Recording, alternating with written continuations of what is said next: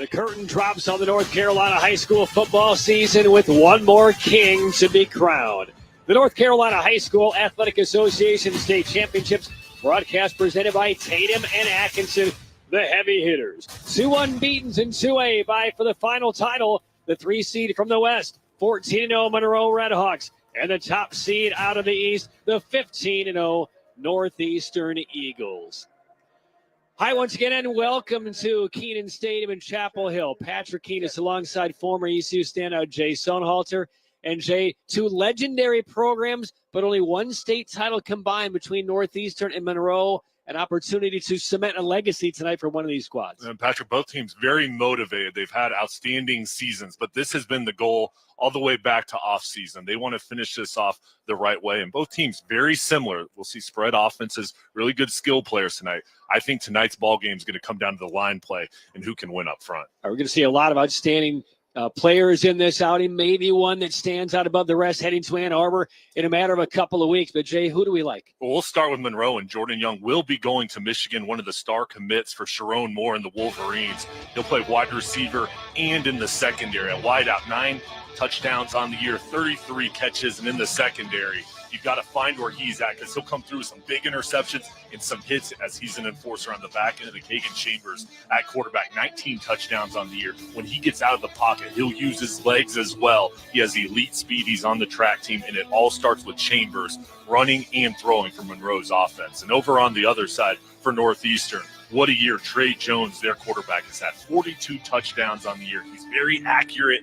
He reads defenses at a high level, and the coaching staff trusts him with his decision-making, and he's the leader. And he'll find Tyel Saunders tonight, 18 touchdowns on the year, 55 catches, one of those core players, another leader for this program, and he'll be playing both ways as well, but on the defensive end, shows his athleticism, and on offense, he can hit you with the home run ball. All right, let's get to our Ingles food for thought keys to the game tonight. Ingles, low prices, love the savings. Well, for Monroe, very simple, no turnovers. Win the turnover battle, and then special teams will have a big say in tonight's ball game. They want to win that third phase of the game for Northeastern. It's all about enjoying the moment, playing loose, and getting off to a good start. And then when adversity strikes, they want to stay composed, handle that momentum shift, and try to bring it back over on their sideline. All right, legendary programs, legendary coaches, good for about 60 combined years of coaching.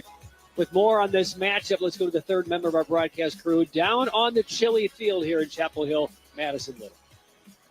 It's a battle between two very similar football teams. Earlier in the week, I talked to head coach for Northeastern, Antonio Moore, and he told me watching Monroe play is like watching Northeastern in red. Both teams have a lot of talent, a lot of speed, and dynamic quarterbacks able to make plays through the air and with their feet. We talked to both coaches earlier in the week. We asked them what we can expect from their teams. They had very similar answers: explosive offense and a quick defense. So in a matchup between teams so similar, what will be the difference maker? For Northeastern, Antonio Moore says it will be their hunger that sets them apart as they battle for their first state title. And for Monroe, head coach Johnny Sowell told me it's his special teams, an area they focused on all season long. The NCHSAA 2A state championship game coming up right after this.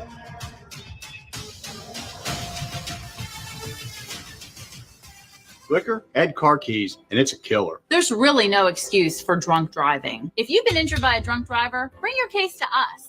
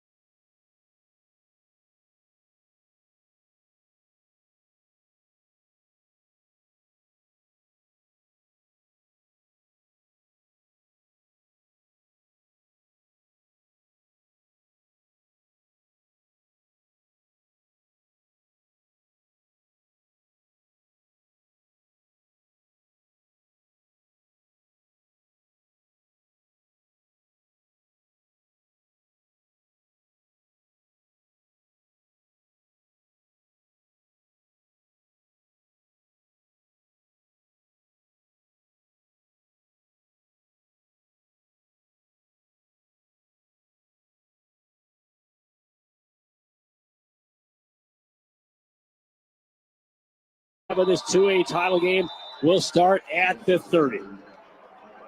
The Eagles 15-0. They beat Whiteville by 10 in the regional final. And they're led by Trey Jones, their quarterback, senior. He's thrown for almost 4,000 yards, only 3 interceptions, 42 touchdowns. He's also the team's number 2 rusher at about 500 over the course of the year.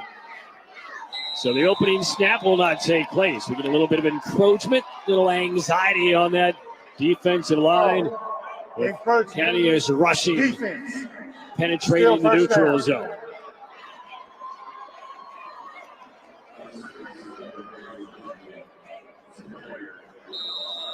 Jones' top target, Tyel Saunders, as Jay alluded to at the top, 18 touchdown receptions. He has over 1,000 receiving yards.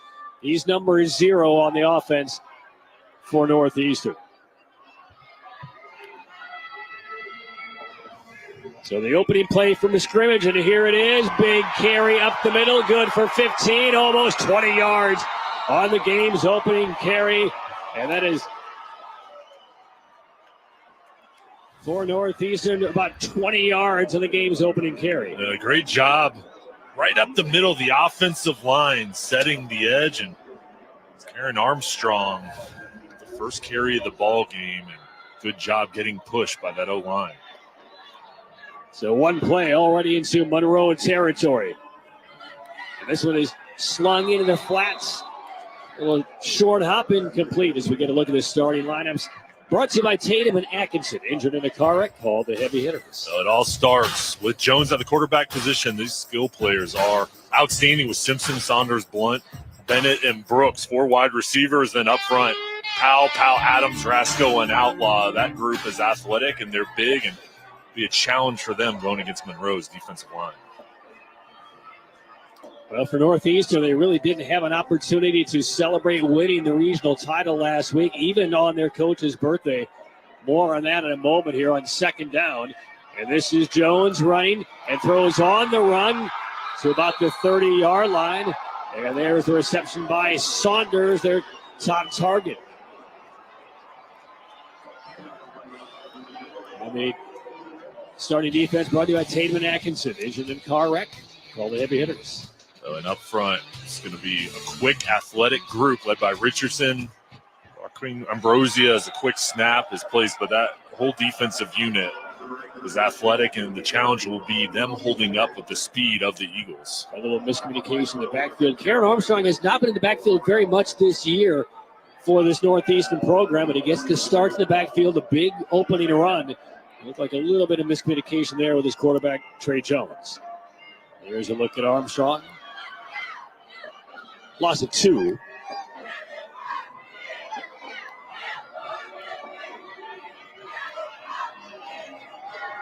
And Jones, pump fake, pulls it back, has a little bit of space, and then it gets cut down quickly defensively by Jeremiah Lindsay of Monroe. A lot of open territory if Lindsay didn't make the 1v1 tackle. Third down. Lindsay, such a smart player, and Coach Sal talked about him really being a student of the game, does his homework, watches a lot of film, and understands his opponent's tendencies. You see it just read, react, and make a big stop. Need to reach the 19-yard line. Jones, a glance to the sideline. Both of these programs averaging over 50 points a game. We talked with the coaches if they expected a high-scoring game. Both of them said probably not. Defenses have been sharp. 3rd and 10. Tossed to the left side of the end zone, over the shoulder. Incompletion, almost. Brought in by Tajay Simpson. This was a play from the Eagles. This was Jordan Young making an impact. The Michigan signee, number 6 to safety. You see him at the top of the screen. Look at that closing speed coming down to dislodge the ball, knock it loose. And I mean, that would have been a heck of a catch. But when you have a safety clamping down on you and physical at the end, that was a big hit and touchdown saving hit by Young. Eagles offense stays in the field. 4th and 10. Design roll on, throwing on the run. Catch is made. Good for a first down and more. The 15. 2 tackles are broken. And rushing into the end zone for the touchdown. Tyel Saunders creating on a 4th and 10. And the Northeastern Eagles strike first in a 2A title game. I like that, how they roll out Trey Jones to get away from the pressure. And then Saunders, we heard about his athletic ability. You see it here. He is slippery once he catches it. He's great at yards after the catch. Just stops his momentum and then makes one-man miss. Nice block to the outside, and the Eagles feel good after the opening touchdown. Big Brown home furniture just off I-40 in Bermuda run from 29 yards out on 4th down. Extra point, though, was hooked and missed. And quite an opening start for the Northeastern Eagles. 9:38 left in the opening quarter. They're looking for their first ever state title, and they get off to a bullish start in Chapel Hill.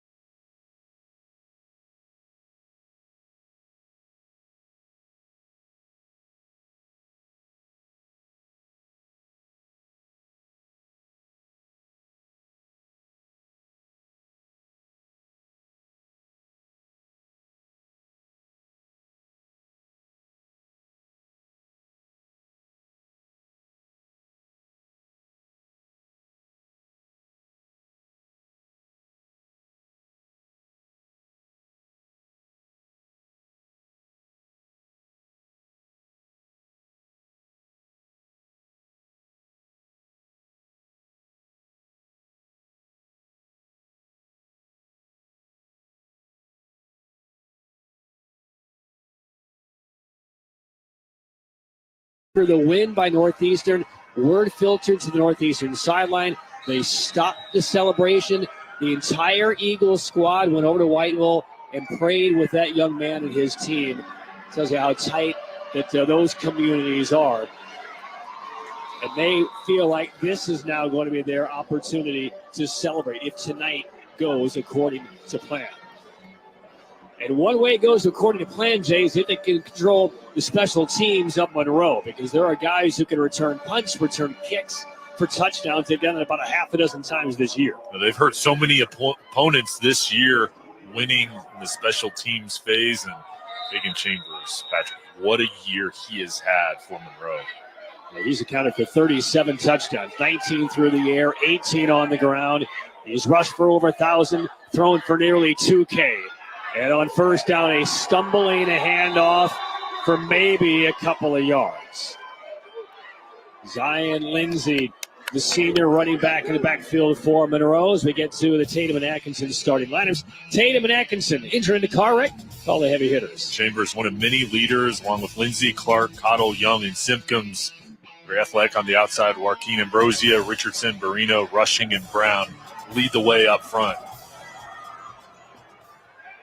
The offensive run game for the Redhawks has just been utterly dominant all year. They don't pass a lot, but they'll go deep down the right side this time. Chambers connects and escaping across the field, darting toward the end zone. Jordan Young stretches and scores.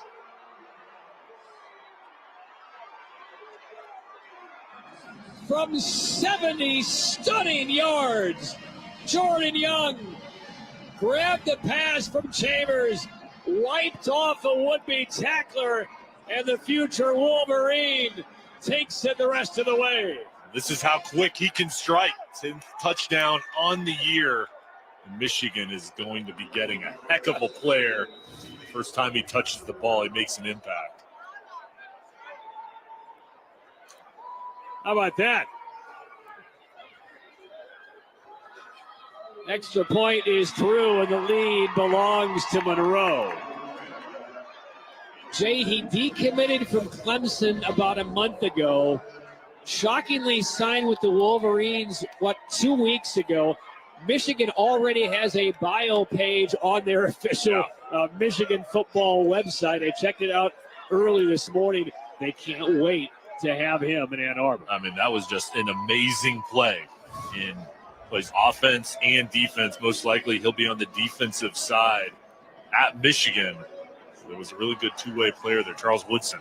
So, yeah, I mean, he's following in those footsteps. Maybe they will use him on offense. There's Johnny Sowell with his current team. There are a lot of former players for Johnny Sowell in attendance here in Chapel Hill tonight. Fourth ever appearance for a state title. First one since 2015, but he's had good luck here in Chapel Hill. As a basketball player in high school at Monroe, he won a state title in 1980 at Carmichael Arena, just down the road here in Chapel Hill. So he has good vibes coming back here to Chapel Hill. And I don't think he's going to wear a jacket all night, is he? 7-6 lead for Monroe. Monroe and Law kickoff. Monroe and Law, we fight and have the verdicts to prove it. We were talking to Coach. I felt a little bad. I was wearing like 3 jackets pregame and got a T-shirt and a small vest on. Short kick return game on again for the Eagles, and this drive will start at the 40-yard line. And let's get to our drive summary. It was you miss it if you blink. 2 plays, 72 yards, and the final 70 to that man right there, who's coming back onto the field for Monroe, Jordan Young in his safety spot. Now, both coaches thought this was going to be low scoring. 13 points the first 3.5 minutes. So there is Trey Jones, second drive of the night for Northeastern. A couple of buses making the trip from Elizabeth City, known as the City of Hospitality. And a first down carry for a couple of yards. Northeastern actually stayed in the Raleigh area last night, the long trip.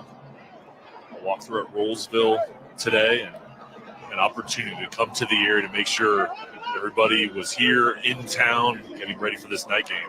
There's Antonio Moore, 18 years as the head coach. When he got hired, he said the goal for the Eagles was to win a first-round game in the playoffs. He has elevated the bar to stratospheric levels because now all they do is win and compete for state titles.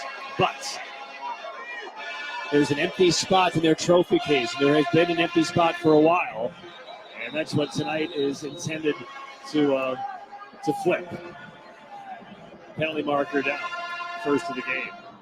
And here's Michael Carroll in his 27th year as an official and his second state title. Encroachment. Defense. Still second down. He's here with his wife, Julie, his son, Isaac. They posed for a picture about an hour and a half before the game. His son is actually applying to UNC. His wife is a big fan. The only other state title game that he refereed was actually right here, 2009. It's Harborough win. Shocker. Yeah, they've had a few of those. Second and a short 3 for the Eagles.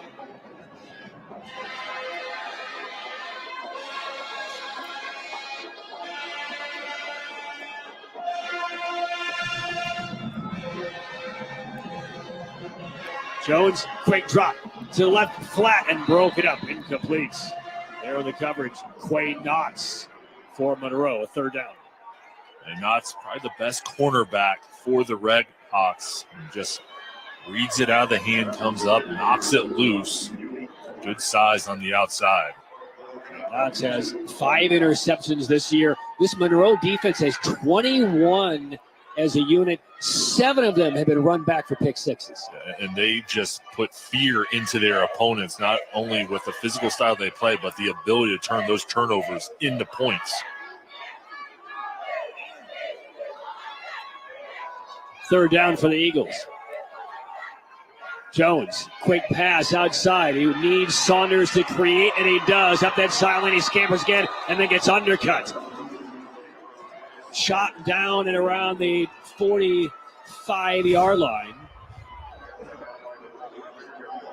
Just a stiff arm from Saunders. That's what allowed him to get to the outside. Strong push at the end. That was a big third down pickup. Hamrick's first down. Great brands. Incredible prices. Shop Hamrick's today. 7-6 lead for Monroe. If you're just tuning in, this is the second drive of the game for Northeastern. They converted on a 4th and 10 for a touchdown pass to grab the lead. Missed the extra point. And then Monroe held the football for, about a half a minute. And a 70-yard touchdown pass to their star, Jordan Young. So early pendulum swings in this 2A title game. 2nd and 8. Jones releases the pass just as he got hit, and it is complete to the far side of the field. And that's going to be about 1.5 yards short to the first down. Dante Craig making the tackle for Monroe.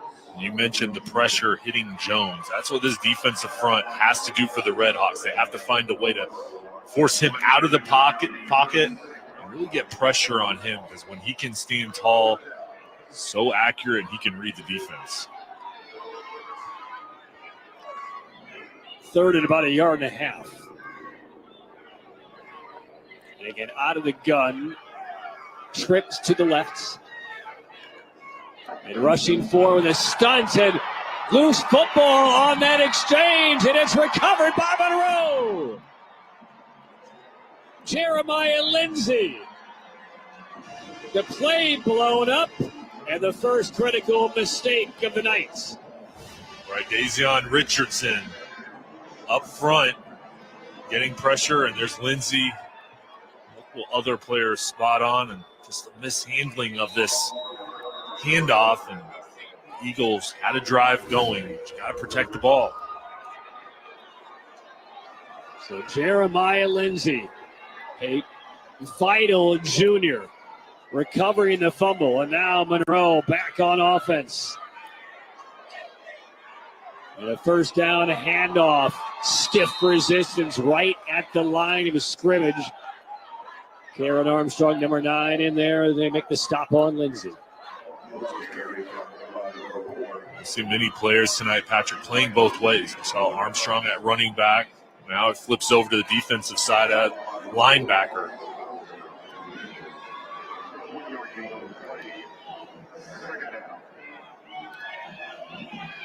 There's see Jordan Young, number 6, leaving the huddle. Everybody will know exactly where he is. He's the slot to the bottom of the screen.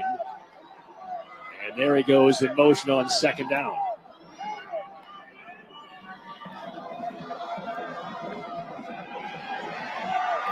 And again, the defensive front 4 by the Eagles standing tall as they shut down Amir Kendall on that 2nd down carry. Once again, it's Armstrong. This is the defense that's only given up 10 points per game on the season. The misdirection up front does not fool them. Just blow up the play in the backfield, beating the offensive line. Well, the Eagle players on the sideline are exhorting their fans. They brought busload after busload from Elizabeth City, and they need them right here. 3rd and 11 for the Redhawks. Chambers over the middle, has a man, complete, first down and more inside Eagle territory. And then finally driven back, Jamari Clark, the reception, and a 3rd down conversion for Monroe. That was huge up front, giving time to Chambers. See there, clean pocket. Nice job throwing it over the middle. Eagles converge, but got to get a pass rush on Chambers. Clark only 14 catches all year coming into this one, but a key target on 3rd and 11 there. So down to the 41 are the Redhawks, leading by 1. 4 minutes left here in this opening quarter. Sprinting wide, Kendall, and Kendall gets cartwheeled around the 25-yard line. That's good for almost 16. And a couple of chunk plays back-to-back by the Redhawks. The O-line again doing the job up front. Nice job with the kick-out block. Then you finish off the run, and now this offense starting to get rhythm, Patrick. There's balance to it. Moving the ball down the field, keeping the defense on their heels. So to the 24-yard line, first down, Redhawks. Kendall again, probing, speeding, and kind of falling forward. Pick up about 4 yards. Maurice Bowser in on the tackle for the Eagles. You have that threat of Young on the outside with his big play ability, so you have safety help over the top with him. That allows other guys one-on-one coverage, and it loosens up the box inside in the running game.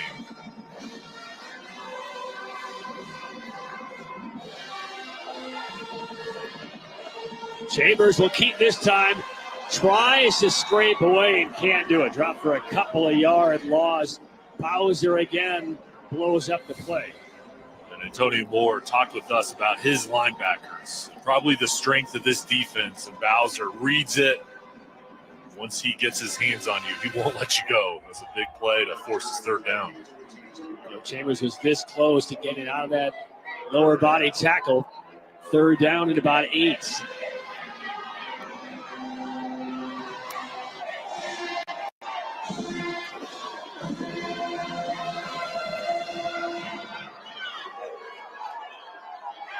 Chambers looks over the defense. 3-step drop. A back foot throw toward the end zone. Too far, incomplete. He was eyeing Bryson Simpkins. Single coverage toward the end zone. But that'll bring up fourth down. We'll see what decision Johnny Sowell and the Redhawks choose here. Offensive squad stays on the field. Chambers ran over to the sideline, got the play call. And it's fourth down. Oh, we saw fourth down conversion for a score by Northeastern. Monroe trying to match it here. Well, that's Jordan Young in the slot up at the top of the screen. Fourth down, blitz coming. This one's to the back corner of the end zone. It's a jump ball, and it is knocked away, and no flag. And the Eagle defense gets the stop. They jarred it away from Jordan Young. There's Tajay Simpson, who did the honors. 7-6 lead for Monroe, but a big defensive stop for Northeastern. Eagle football when we return. Take the guesswork out of your furniture and accessories.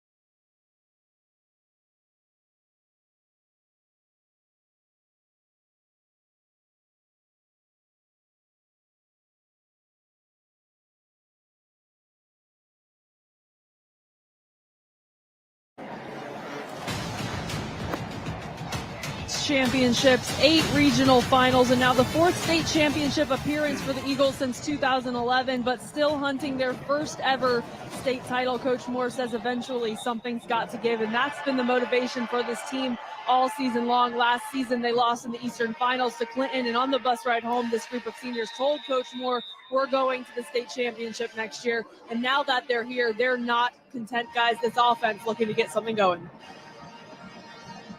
All right, thanks, Madison.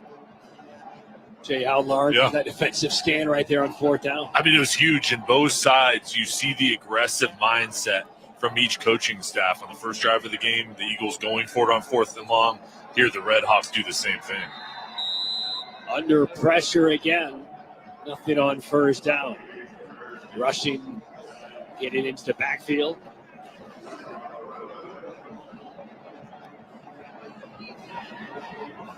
Nice rushing, number 77. His big defensive lineman on the interior.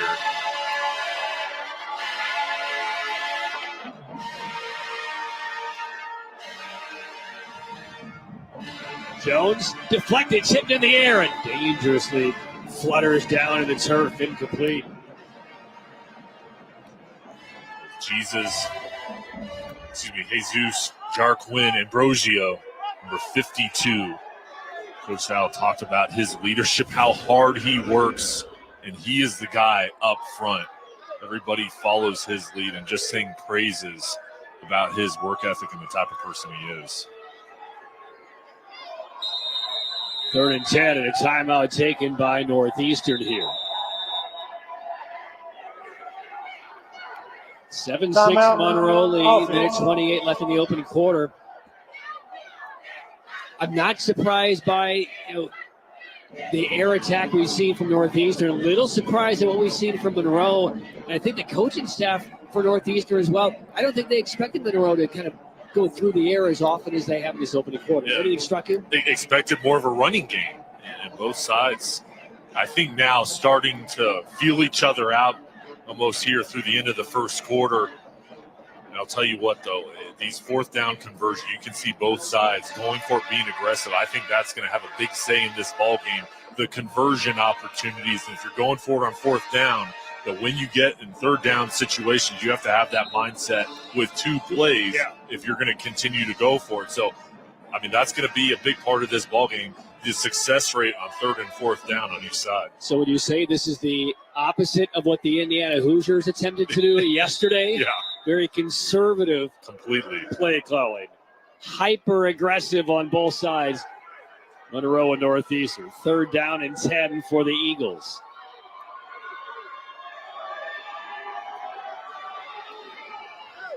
Trying to get on the same page, calling a timeout ahead of this play. We'll see how the Eagles execute it. 4-man rush. They still get there. Toss getting behind the defense. Catch is made to the 40-yard line. Open territory to the 35. Up the sideline and finally knocked out of bounds. Tajay Simpson. A little wheel route up the right sideline. The blow by and the perfectly parachuted pass. Well, there's so many great athletes on this team, and Simpson might be the best.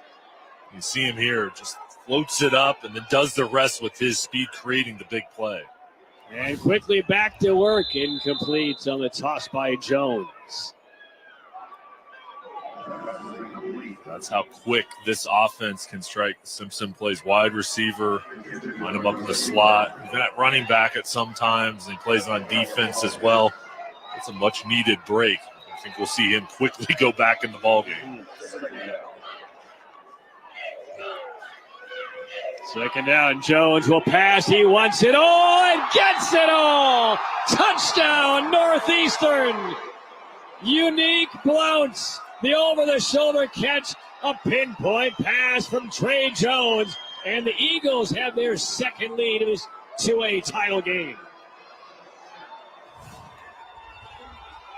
This is a perfect throw from Jones. Clean pocket, lofts it over the defender, and Blount with the straight go route follows it all the way into his chest. Their passing game is rolling right now. The offensive line doing the job up front. There's cohesion with Jones and his wide receivers. Because of the missed PAT on the first touchdown score by Northeastern, they will line up and go for 2 and try to retrieve it here. The ball spotted at the 3-yard line. We'll have a bit of a delay before the attempt here.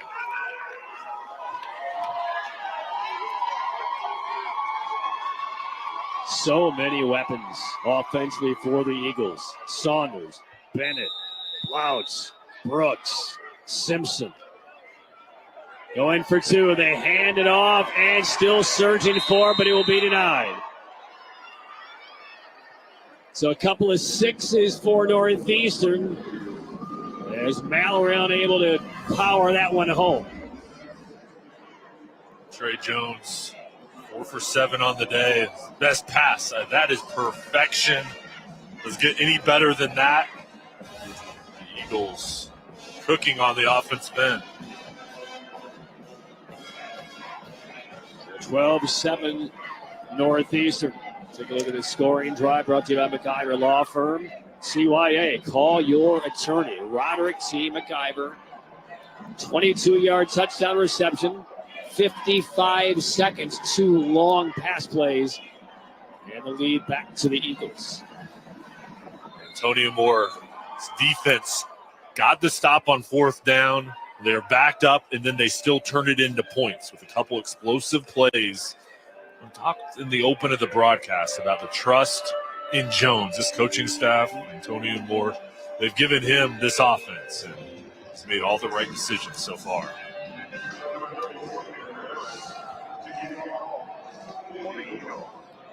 .107 to go in the opening quarter. Johnny Sowell, Monroe High School, his alma mater, coaching better than 4 decades. Meanwhile, Antonio Moore's been on the sideline since 2005, and he has been the head coach of each of the 3 previous appearances in the state title game for Northeastern. It goes out of bounds in the Northeastern sideline.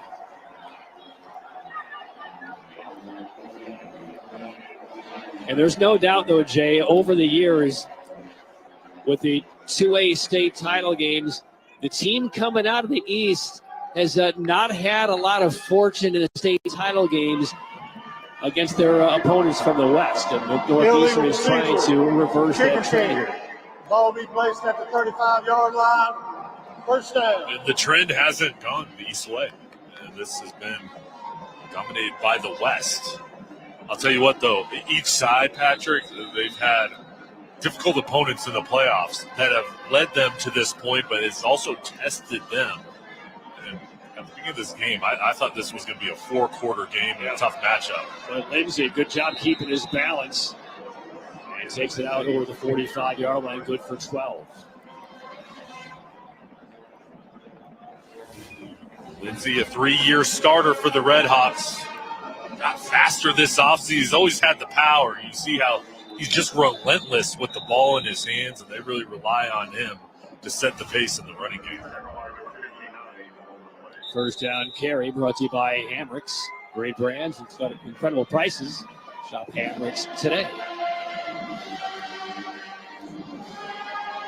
And for Northeastern, a lot of the people coming to this game and watching this program, they're just happy not to see Reedsville on the other side of the bracket, because that's the team that has taken down the Eagles in 2 of their 3 appearances for the 2A title back in 18 and 19, back-to-back years.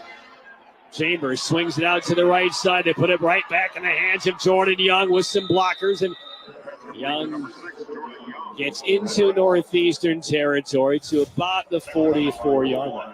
Quick pass to the outside with Young, and nice blocking on the outside by his teammates. There's Simpkins, number 12, leading the way. Good job on first down, picking up positive yards to set up 2nd and 1. We'll see if the Red Hawks want to get a playoff before the end of the quarter. Entertaining opening 12 minutes it has been for the 2A title. They will get a playoff on 2nd and short, and the defensive front for the Eagles will stand tall. Close to a first down as we come to the end of the opening quarter of the 2A state title game from Chapel Hill. 2 big touchdown catches made by Northeastern. The 1 long touchdown reception by Young. Entertaining first 12 minutes in the books. Northeastern gunning for its first ever state title on top of Monroe, 12-7.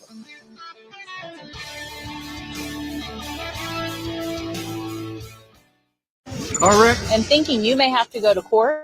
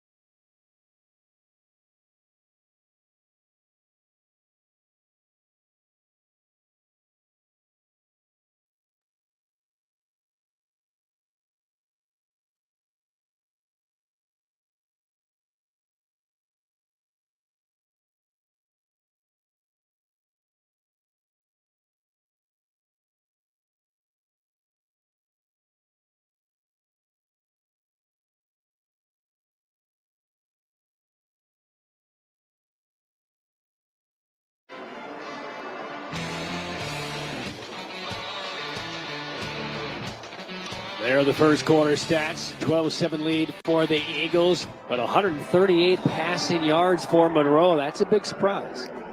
You figured they'd have more rushing yards in this ball game. I think we'll see them continue to try to set the pace in the running game, but that is an area where they need to try to create balance. And you had the one big play through the air to Jordan Young, but they've got to get the running game going. 12-7 lead for Northeastern, just underway in the second quarter. It's Kagan Chambers. 2nd and 10.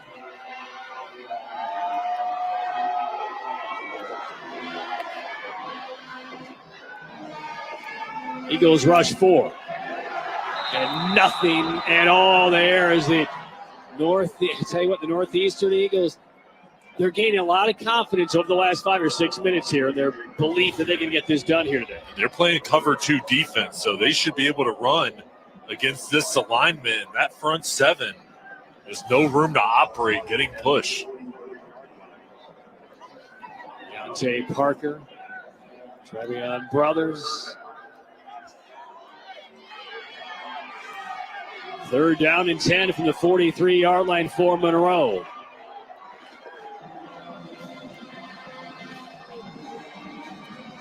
Clark in motion. Time, pocket breaks down. Now Chambers sprinting for his life into the sideline, but he'll be about 4 yards shy. And that was a key decision to get out of the pocket and get what you can, because you figure they're going to go for it here on 4th down, so that makes this an easier opportunity to pick it up on 4th down. And Chambers has not stopped running. He went from the Northeastern sideline now over to talk with his head coach, Johnny Sowell. Sends Chambers back on the field. This is 4th down for the Redhawks. They need 4. You know, I'd do something here with Chambers on the outside. Let him pick it up with his legs. They're going to line up in the I formation, power look. And Jordan Young at the top of the screen, and a timeout is going to be burned here by Monroe. Well, Chambers ran over to get the play call, and evidently that's not exactly what Johnny Sowell wanted. We'll take a break. Early stage of second quarter. Monroe faced a big 4th down when we come back, down by 5.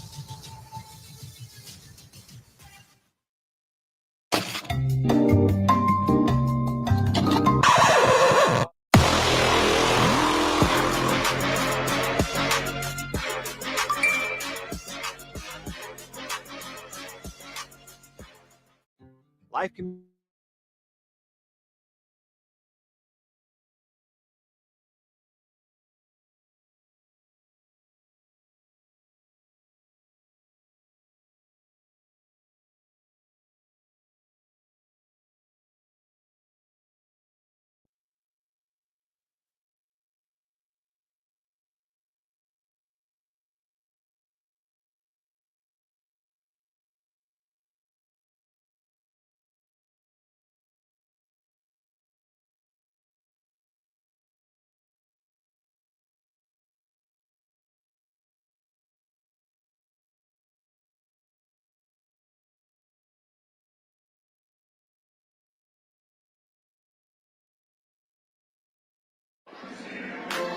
Stay tuned for the myspot.nc.gov halftime report. We'll sit down with Q Tucker, the commissioner of the NCHSAA, and first half highlights and more. Get protected this holiday season with updated COVID-19 and flu shots. You can do so by visiting myspot.nc.gov and find it today. 4th down, Monroe, trailing 12-7. Couple of fakes. Chambers being harassed and sacked back in midfield. Penalty marker down. Jermaine DeShiel was there, but it's defensive face mask penalty against Northeastern.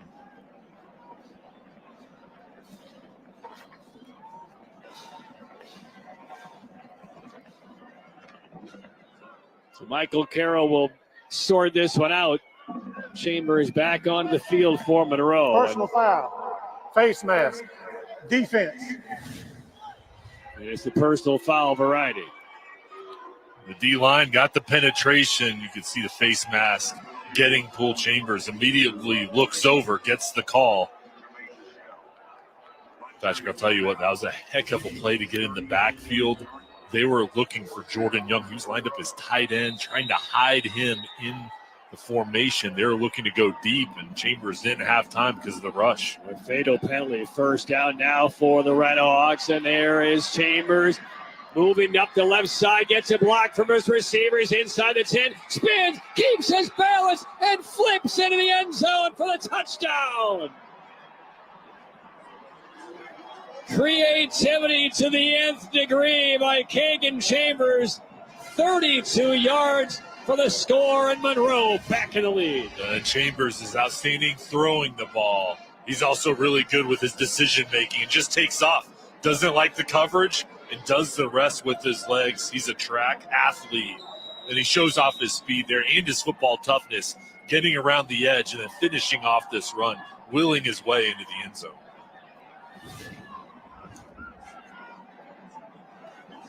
Extra point is good. We've seen some quick strike offense tonight for Monroe. Kagan Chambers again gave it a quick look to the right side. It was not a design run, but after two quick surveys, he said nope. Went to the opposite side of the field, had some clean air, and then got a key block by one of his wide receivers around the 10-yard line. But I like what Monroe is doing, getting him outside the pocket, and then on these broken down plays, he can either throw it or take off and use his legs. It just kind of places all the decisions in Chambers' hands, and he makes the right one there. And that was Jaden Cottle, the wide receiver, who freed him up the last 20 yards for that touchdown score. 32 yards, 8 plays, 65 for the drive, just 226. Scoring summary brought to you by McIver Law Firm, CYA. Call your attorney. Roderick T. McIver. 14-12, the Monroe lead.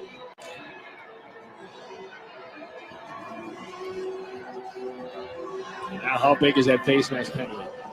Because you had the sack almost regardless of whether the face mask. Yeah, it would have stopped the drive.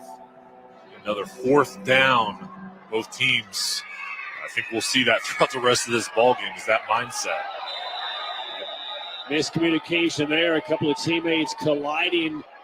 One moving forward, one moving backwards to take that kick. Jaquale Brooks got rubbed off the play and got knocked over. That's not his ball to return.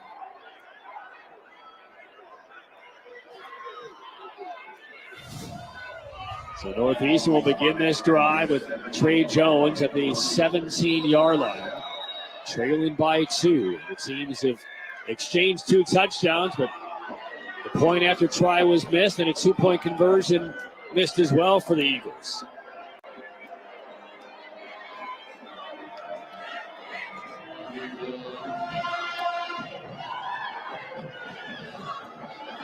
Redhawks showing blitz. Breaking through, big yardage on first down and tumbling out close to the 40. And again, that's Armstrong out of the backfield for Northeastern. Well, when you load things up in the box, if you can get to the second level, there's no other defenders. It's a stunt up front. Armstrong got through it and finished off the run. They swing it out quickly. Saunders beat a man, takes a hit, and takes it also into Red Hawks territory. He is electric with the ball in his hands. He's so elusive. He's a nightmare trying to tackle with his speed and just his ability to make cuts in and out of breaks, and dangerous with the ball in his hands. And the Eagles going no huddle, playing with tempo. 2 plays already to the plus 47-yard line.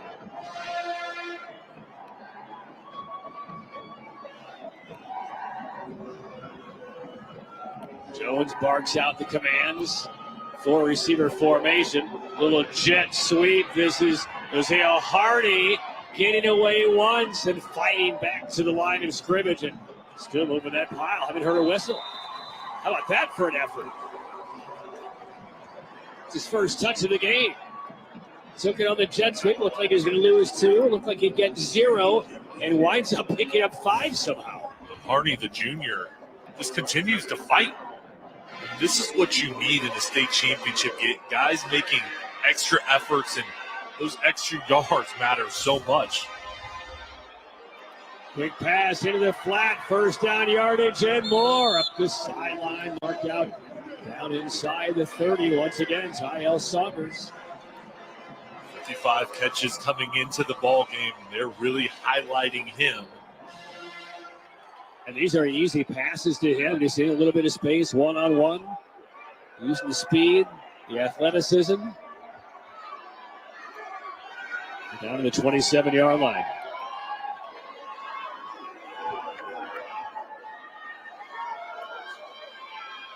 Jones the give. Armstrong, big room up the middle. There he goes. Touchdown. Karen Armstrong from 27 yards. Nearly untouched. And the shake-up in the backfield for the Northeastern Eagles ahead of the championship game, paying some major ROI tonight. And Armstrong has that burst.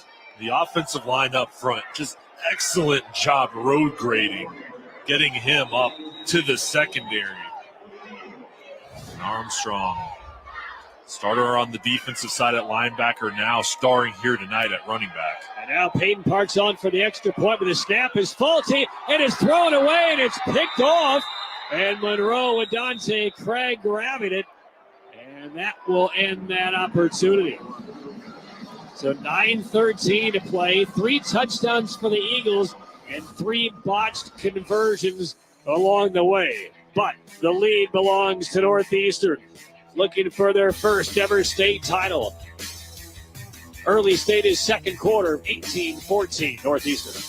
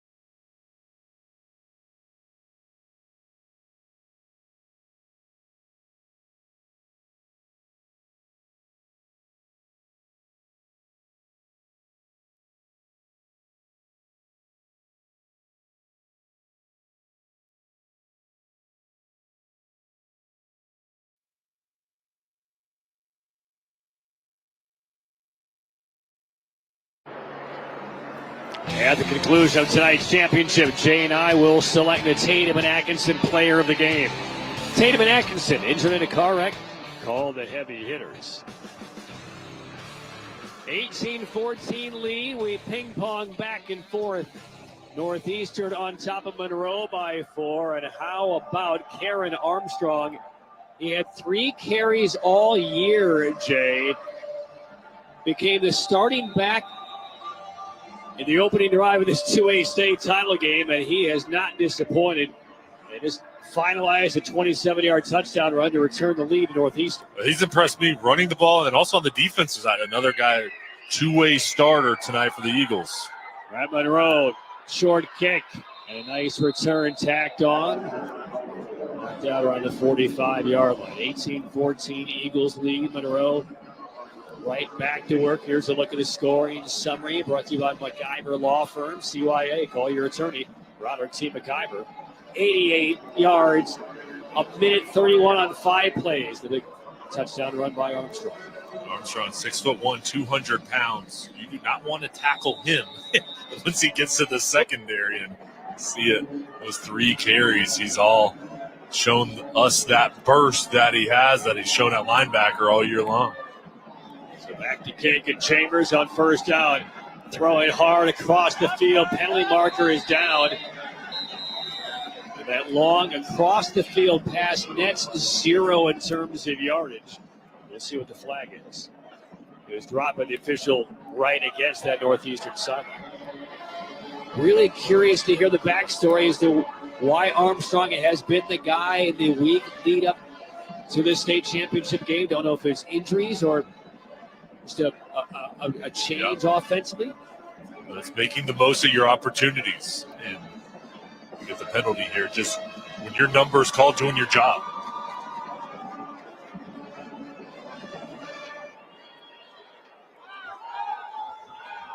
He marked off against Monroe. Illegal touching. Offense. Lost the down. Second down. Down will count. Illegal touching. 5-yard penalty. Johnny Sell on the sideline. An odd look on his face on that call. He's been coaching for over 4 decades. He knows basically every rule in the rule book. That one confused him. We saw on the last drive, Chambers using his leg patch. I think they've got to go back to him, giving him opportunities out on the edge, whether he throws it or runs it, to stress out the defense. Single coverage, the bottom of your screen on second down. Chambers runs out, goes opposite. He's going to heave it. He wants Young. It's up for grabs. And it's picked off by Northeastern. Intercepted by the Eagles. Across the field, near midfield. And the defense coming through again. It's Kamani Bennett. The 20, check that, the 14th interception of the season by the Northeastern defense. When Chambers couldn't get his feet set because of the pass rush, that forced the ball to come up short. Then Bennett reads it. It's yards after the interception. You see it there, double coverage on Young. And then teammates setting up their blocks. This defense handling the speed was the question mark coming into the ball game. This is a fast group for the Eagles on defense, but Monroe has elite speed on the outside, and so far they're keeping everything in front. They fake the jet sweep this time, an inside handoff for a couple of yards. Playbook is beginning to open up a little bit more for Northeastern as the lead maintains, as they gain more confidence here.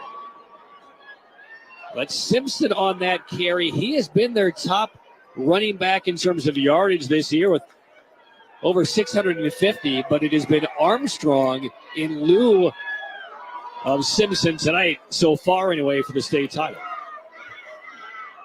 2nd and 8.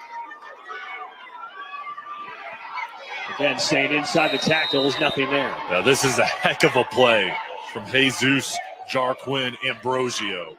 He's an outstanding wrestler. Watch 52's technique right in the middle of your screen. Just blows up the play, throws the lineman off, and then with the other hand makes the tackle. That is a heck of a job being physical up front. Coach Sowell talked about his captain, Jarquin Ambrosio, what he does for this team production-wise and also the leadership qualities he shows. 3rd and 8. Eagles have gone to Simpson and Mallory on the last 2 carries. Armstrong not in the backfield. Passing down, though, here for Northeastern. Now they reset where Mallory is. They're running low on time. The play clock expired.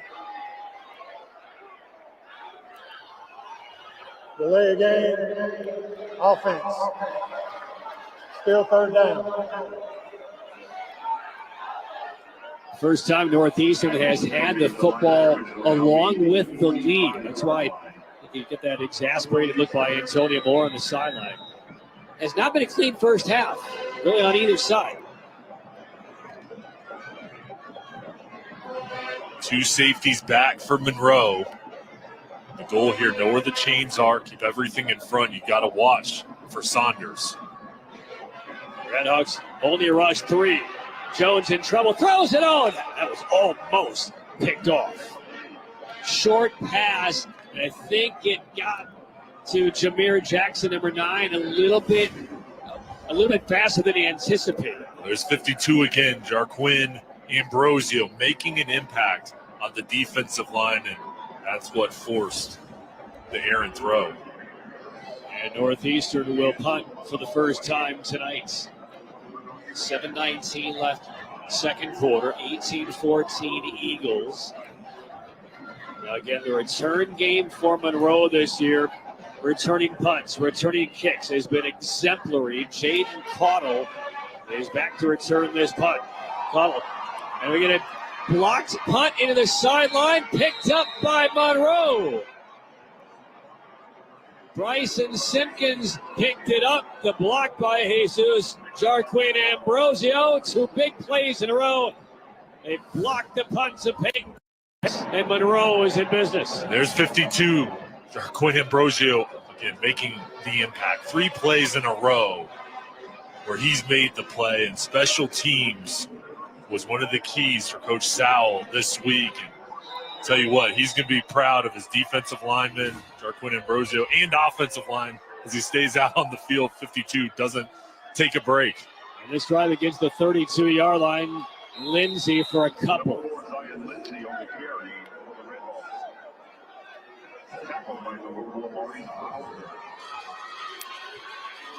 Now, if you're Monroe, you have to take advantage of this field position. You have the special teams play. You see Jarquin Ambrosio there, his offensive lineman kind of going slow here, slowing down the pace.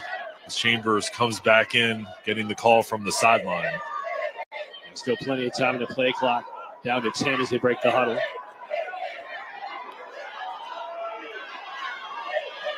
Play clock down to 2. Chambers still looking to the sideline. They're going to run out of time.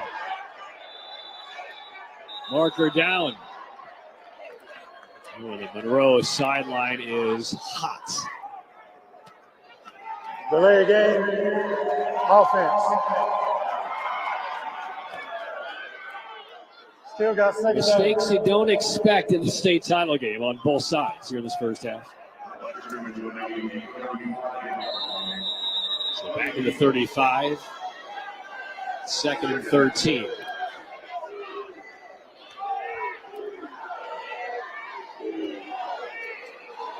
Chambers, 3-step drop. Time. Deep down the middle.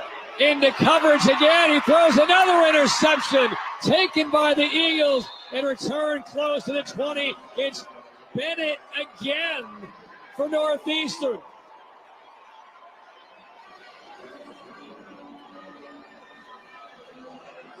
Another pick for Bennett and the Eagles.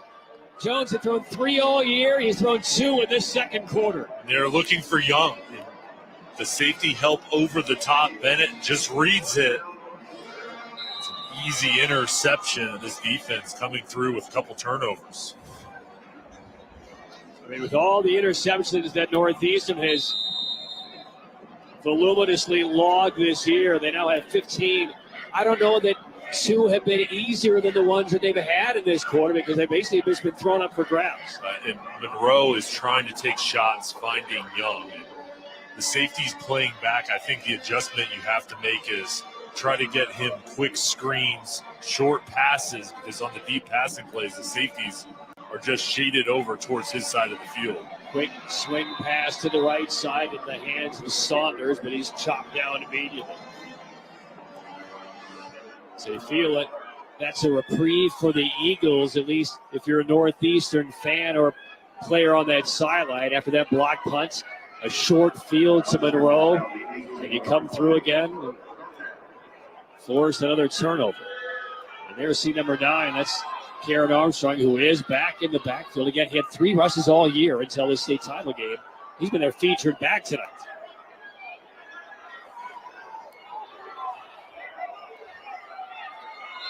And a timeout taken by Northeastern. Play clock was down to 1. Timeout. Offense. 5 minutes for the half, 18-14 Northeastern.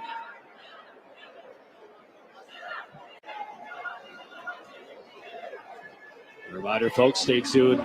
At the conclusion of tonight's title game, we'll showcase the Carolina Ford dealers drive of the game. With Ford F-150 on your team, it's game on. See a Carolina Ford dealer today. Chilly night, no doubt. 6 charter buses from the Monroe fans.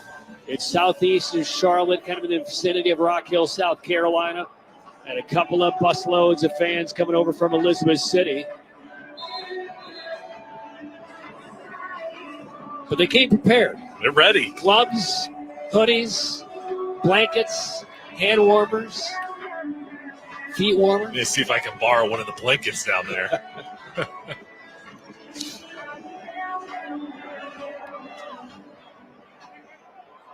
So out of the timeout, 8 yards to retrieve on third down for Northeastern. 18-14 is the lead.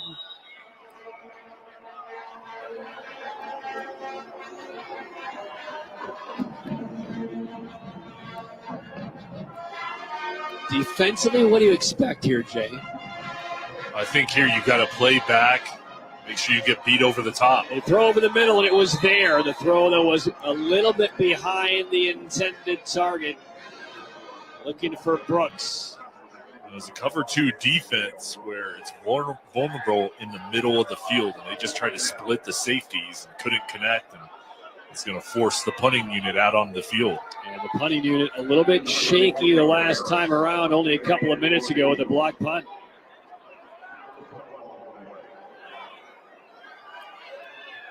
So there's Peyton Paris, just has his first punt in this championship blocked. Let's watch Jesus Jarquin Ambrosio, number 52. He was the guy who just bull rushed in and almost took it off of Paris's foot. And another whistle. Play clock shows 0. Timeout. But a timeout was taken before it elapsed. So Northeastern is now out of timeouts in this first half. And let's go downstairs to Madison. Well, you guys mentioned the struggles this special teams is having, specifically this long snapper, Ivian Armstrong, getting a talking to from his coaching staff on the sidelines. He got in a couple extra snaps with his teammates, trying to hype him up, get him focused, and hopefully they can do something this go around. I think in this ball game, special teams, penalties, turnovers, that's going to really sway who wins the game. And with the timeout being called, just making sure everybody's on the same page, and this has to be a quick operation because I would expect Monroe to come after it. I mean, when we talk special teams, it's already been in the spotlight several times tonight for Northeastern. Yes, the block punt, but they have misfired 3 times on extra points in a game like this.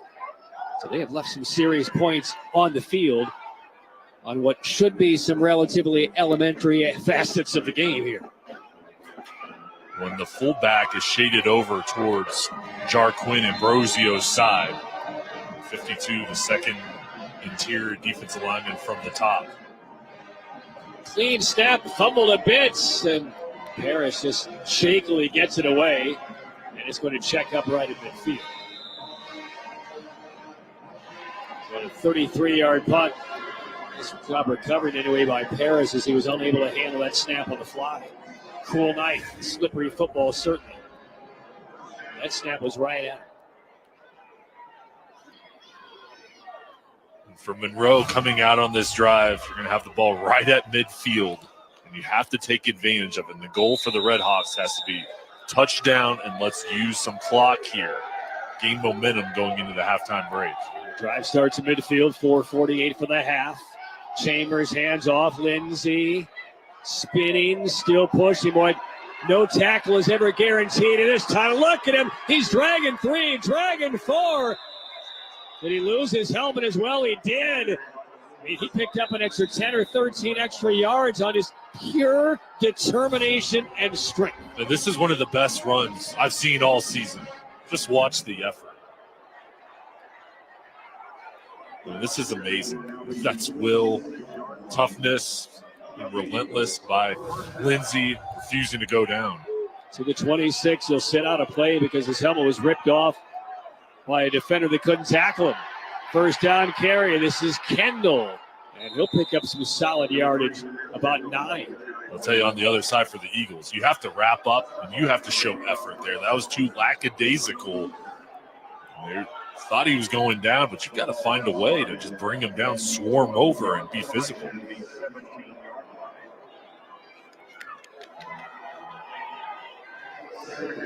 So now inside the OneCare NC red zone. OneCare NC assisting clients' health requirements and treatments at home. 2nd and 1. Chambers keeps it on the ground again, and they will lose a couple of yards this time. Back to Nymir Kendall. That's the defensive effort that the Eagles are accustomed to. Good job flying into the backfield, wrapping up and making the play, and that interior pressure is so important. 3rd and 3.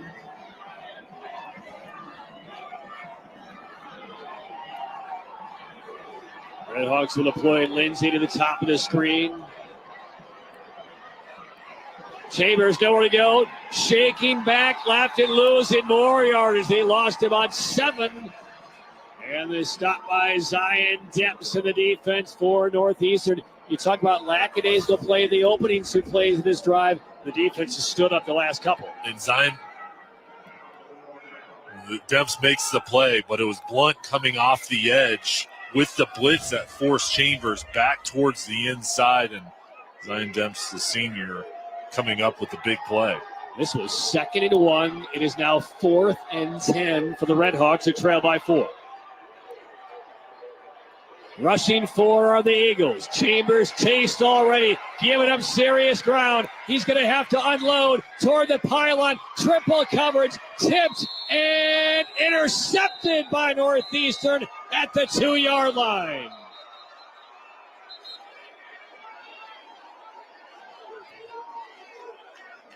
It would be in Northeastern's best interest if it was not intercepted. The initial ruling was that it was picked, and it looks like now it may have been ruled incomplete. Yeah, they're going to rule it incomplete. This is going to work out for the Eagles. They're going to gain about 20 yards. A little shove there, but still this ball patted around. That looks like may have touched. Here initially, it does not. And there right you see it roll over on the ground. That's a good call. But the official in that area was kind of blocked off, and he didn't see it, so he spotted that as a pick for Northeastern. And then it was overturned. So it's an incomplete pass. It was 4th and 10, and now Northeastern back on offense. Blunt nearly the pick, and now he's back as one of the wide receivers. This 4-receiver package on 1st down with about 2 minutes to play in the first half. 90 yards rushing, 154 through there. They're showing balance, and this offense working to keep the defense off balance on their heels, mixing in the run and the pass. Northeastern in no hurry. Also with no timeouts. They do not want to give the football back to Monroe. Monroe will get the kickoff in the second half. Jones throwing. Tipped, deflected, and dangerously flutters down on the field here at Kenan Stadium.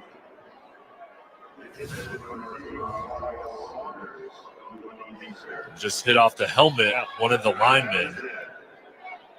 We keep talking about Jarquin and Brozier. He was triple teamed up front. They are trying everything they can to slow him down. And right now, for Jones, 3rd and 10, you have to be careful here. Number one thing, protect the football. But as Monroe burns a timeout, if they get the stop here on 3rd down and the clock still runs, in trouble Jones. He takes a massive hit into the sideline. Flag sails in, and this is going to be a personal foul on Monroe. They would have forced a punt. And Jones got clocked into the sideline of Monroe, and the Eagles are displeased. Good to see Jones get up. This is a huge mistake from Monroe. Jones walking it off. There's Jones right there on his feet going toward his sideline. He's going to come out for a play. Looks like Zach Ishman is now coming on the field for Northeastern for one play. And they're going to decide how this is going to be adjudicated here. I mean, this was a enormous late hits. It was high on the body. And Michael Carroll, the referee, will give us the verdict. Dead ball. Personal foul. Defense. And here's the net sound from this late hit against the quarterback Jones.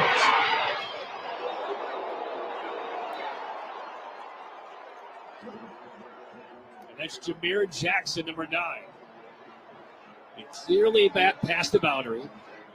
The hit was shoulder, maybe a little above, not in the helmet, but Defense. an egregious mistake. And that's a play that can energize the Eagles sideline. Also, with that penalty, you move the ball down the field where the Eagles feel like, all right, we got plenty of time. We can be aggressive, and you don't have to play it safe. And this ball's going to move over to the Monroe side at the 42-yard line.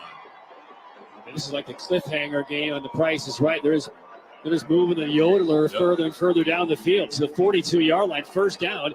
A minute 22, no timeouts. But now all of a sudden, it's not Monroe getting the football back. It's Monroe defense needing to get a stop and keep points off the board. They would have got off the field and had an opportunity to go score, and now a sudden change here, and the Eagles are on the move.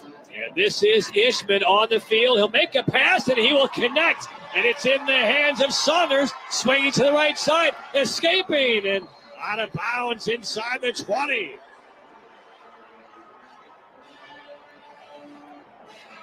Ishman, only a sophomore, 36 attempts on the year, and he's got a strong arm. He's next up behind Jones once he graduates and finds Saunders across the middle of the field, and now quickly the Eagles offense inside the 20. And Ishman is staying on the field for Northeastern. Back inside the 1KRNC red zone. At the 16, low snap, and diving onto it is the back in the backfield, and that is Armstrong. That was a tough one to handle right at the shoelaces of Ishman. Loss of 4. Clock still running. You're back outside the 20-yard line now. Ishman, play fake, steps up, feels some pressure. Marker down. He gets sacked back at around the 24. And that marker is in the vicinity of offensive holding, and that is the call on Northeastern. The O-line's just battling Jarquin Ambrosio. Again, we keep calling 52's name. He's having a huge impact on the defensive line.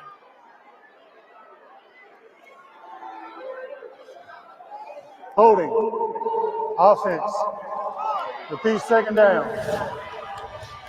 Watch 52 working up front, double teamed, and he just gets tackled.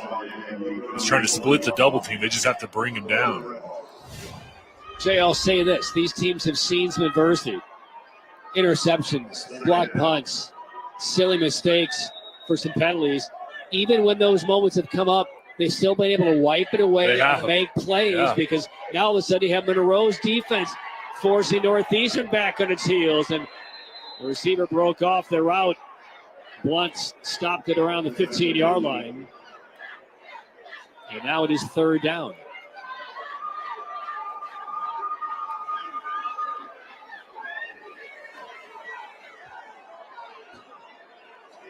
And there see Trey Jones back on the field.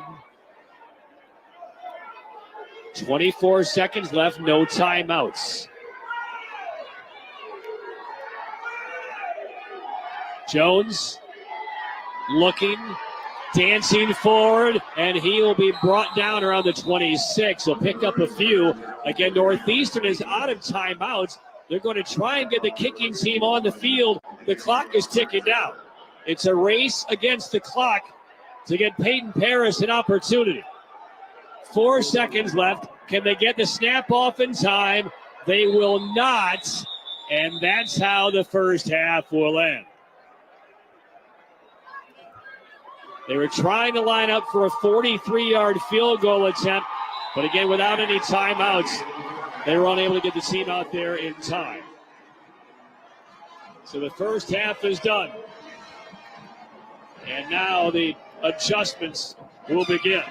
And Madison Little is going to catch up with Antonio Moore, who is Eagles lead by 4 at the break. Well, Coach, Karen Armstrong having a career game. What did you like about him in the first half? Well, I'll tell you what, he's been a leader all year, and he finally got an opportunity to run the ball. He hadn't ran the ball since he was a sophomore. And last week we put him in, and this week having a fantastic first half. It's a great job. So some fumbles, a little bobbles on special teams. How do you tighten that up in the second half? We'll talk about it.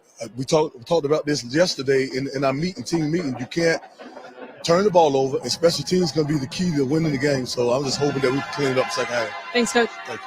Back to you guys. Oh, they want it badly. The school has never won a state title. Far from a clean first half, but Northeastern still leading Monroe. It's a tight one. It's a tough one in Chapel Hill. At the break, Northeastern 18, Monroe 14. MySpot.nc.gov halftime report begins next.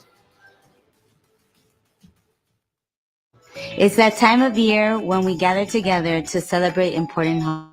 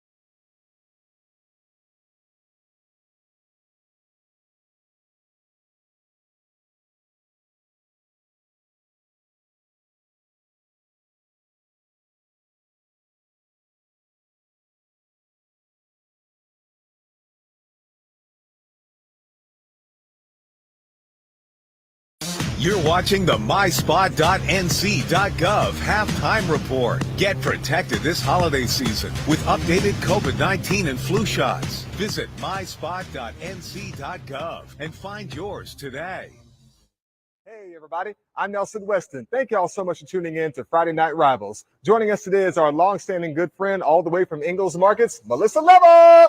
Good to see you, my friend. Your football friend. It's football friend indeed. Now, Melissa, speaking of football, I want to transition from football to the classroom because you and I both know y'all have a famous program called Tools for Schools. And for those who are unfamiliar, how exactly does it operate on one hand, but on the other hand, more importantly, how do the good folks at home go about supporting it and getting involved today? Oh, Nelson, it's really a wonderful program because it's geared toward the school and the needs that they have that sometimes, lots of times, teachers will actually end up buying out of their own pocket. Indeed. You have an Ingalls Advantage card and a list of schools who participate in the Ingalls Tools for School program. Link your card to one of those schools, and every time you shop, you're earning dollars.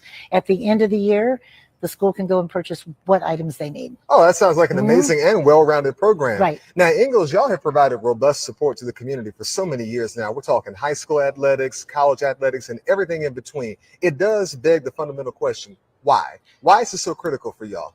Well, it's not just sports, but it's also educational programs. But we're the home team. Ingalls is your hometown grocery market. So you are also supporting our home teams. Of course. It's really important for us to be a part of that community. We love being part of that, and we're blessed to be able to do that. Lots of those students work at our stores or graduated from those schools. We see these people in church. We see these people at work. This is a really big deal for us. Might be a big company to look at us from the outside in, but we like being beacons in our own communities. Y'all are beacons indeed. All outstanding work. Now, Melissa, very quickly, you and I both know no great game is complete without delicious, mouth-watering good food. What are some of the most popular items on y'all's menu? Oh my goodness, you have to start off with a wonderful boar's head sub, just absolutely good with all the trimmings, great fried chicken, all the sides you could possibly want, a wonderful salad bar, a wing bar, olive bar.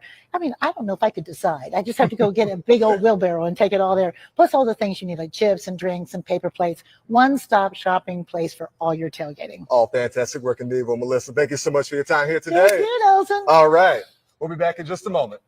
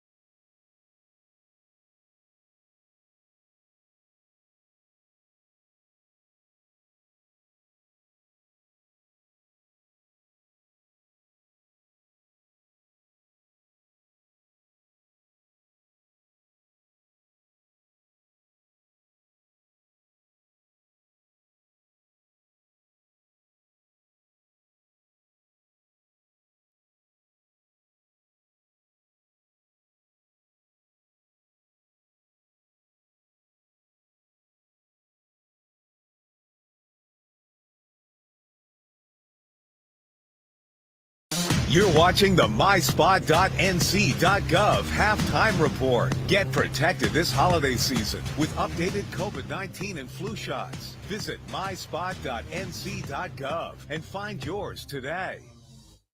I'm here with the North Carolina High School Athletic Association Commissioner Q Tucker. Commissioner Tucker, this is the best time of the year, the football state championships. Well, it really is. That's the greatness of what we do, is that there is a beginning, there's an ending, and we know that a lot of stuff happens in between the beginning and the ending.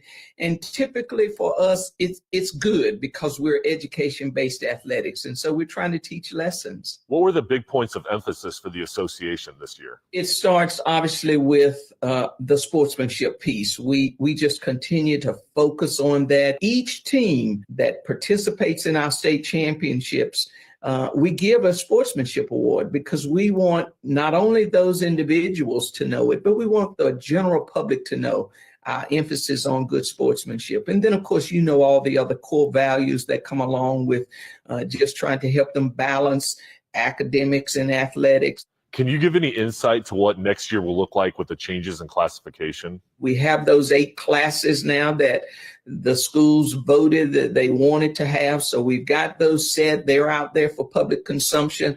And now our realignment committee is at work trying to put together that first draft of conferences to see if our membership will be pleased with where they will land. We will have a lot of conferences that will have multiple classes within them, which will be very, very different. So this next alignment, 25 through 29, is really historic because it's unlike anything we've done since we started classifying schools. We had devastating storms this season. What struck you about the resilience of those affected?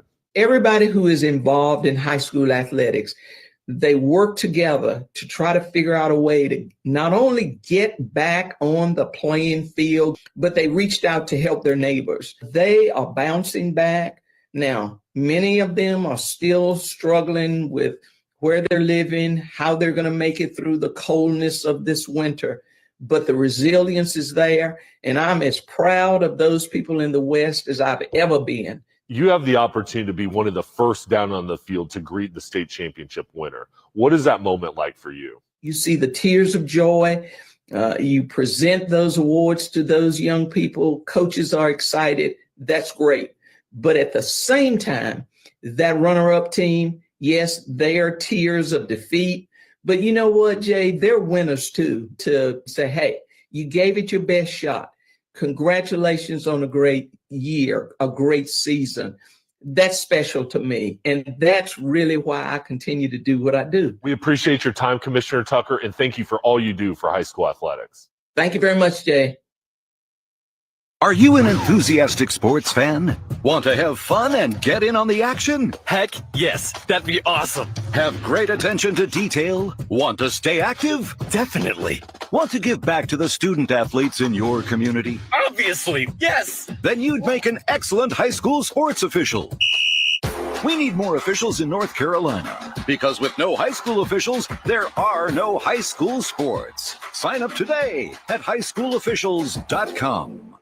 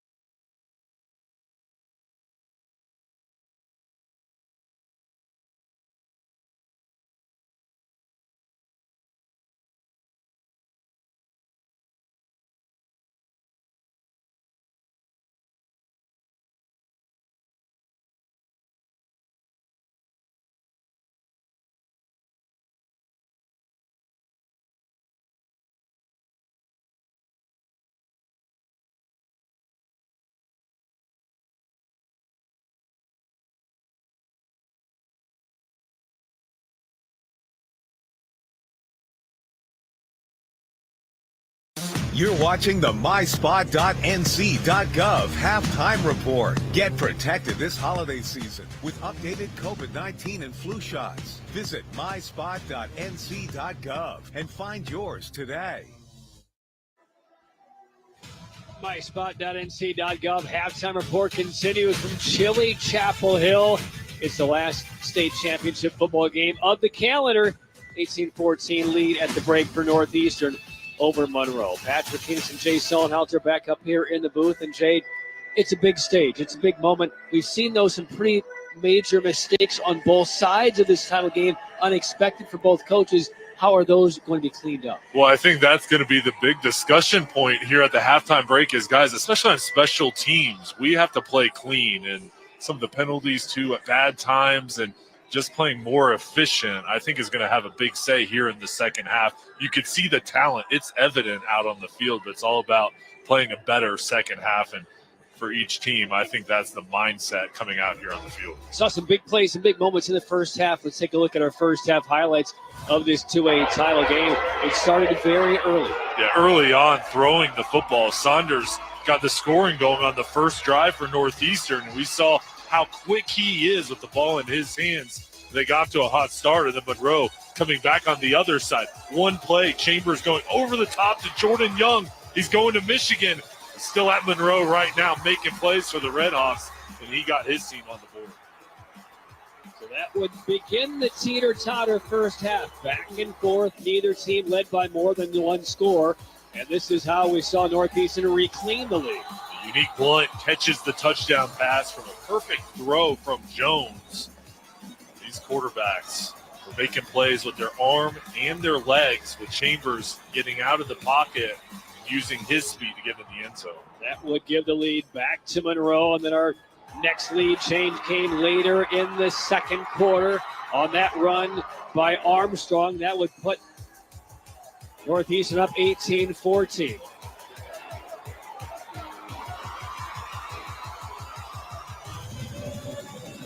Couple turnovers and then the block punt on the other side from the Redhawks.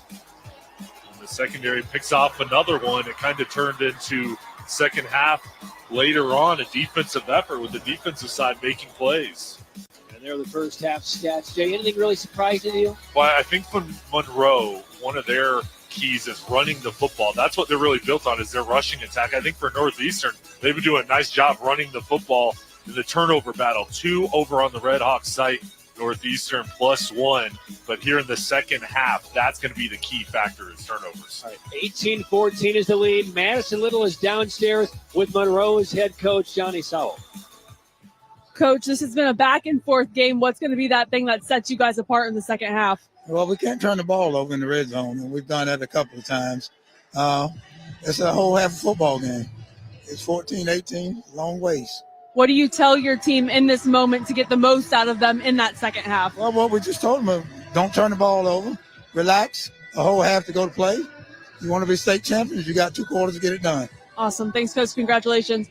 Back to you guys. He's been coaching for 40 years. Good, calm, fatherly advice from the Red Hawk legend. Halftime score, Northeastern 18, Monroe 14. We'll come back. That final half of the 2A title game begins next.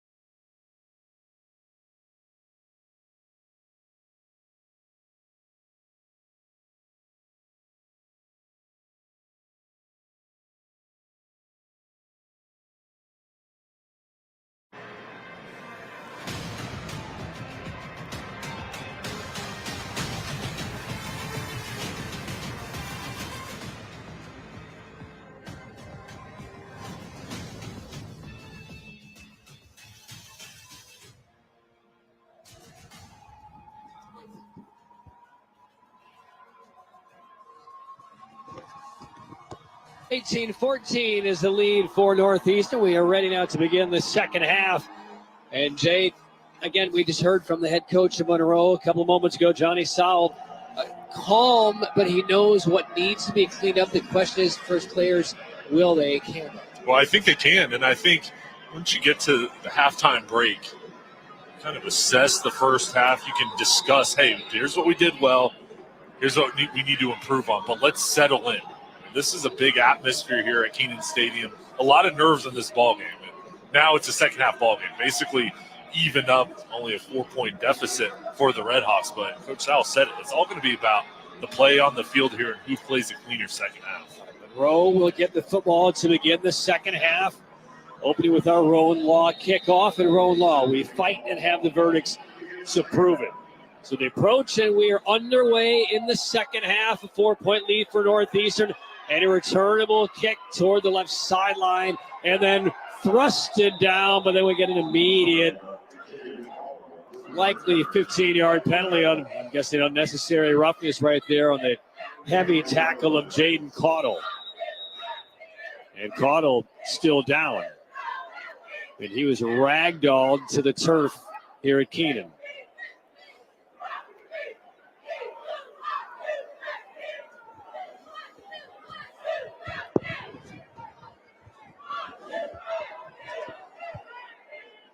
Athletic training staff for Monroe out to take a look at Jaden Caudle. A couple of punt returns this year for touchdowns. Take a look here, Jay, at the back end of this play. Grab of the face mask and then the toss down.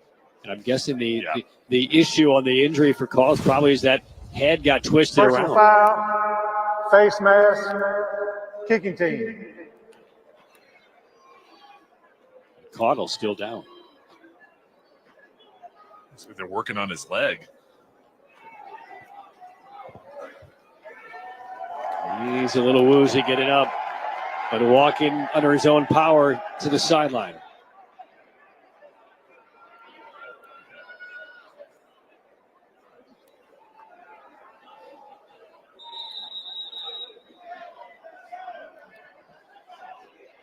So with the penalty, they will set the football out to the 42-yard line. So that's where this third quarter will begin as Hagan Chambers comes back onto the field. 4 of 10 in the first half for 97 yards. And the discussion in the press box during halftime, will we see Monroe go more on the traditional side and keep it on the ground? They will on first down with Lindsey. And Lindsey tracks out for good first down yardage.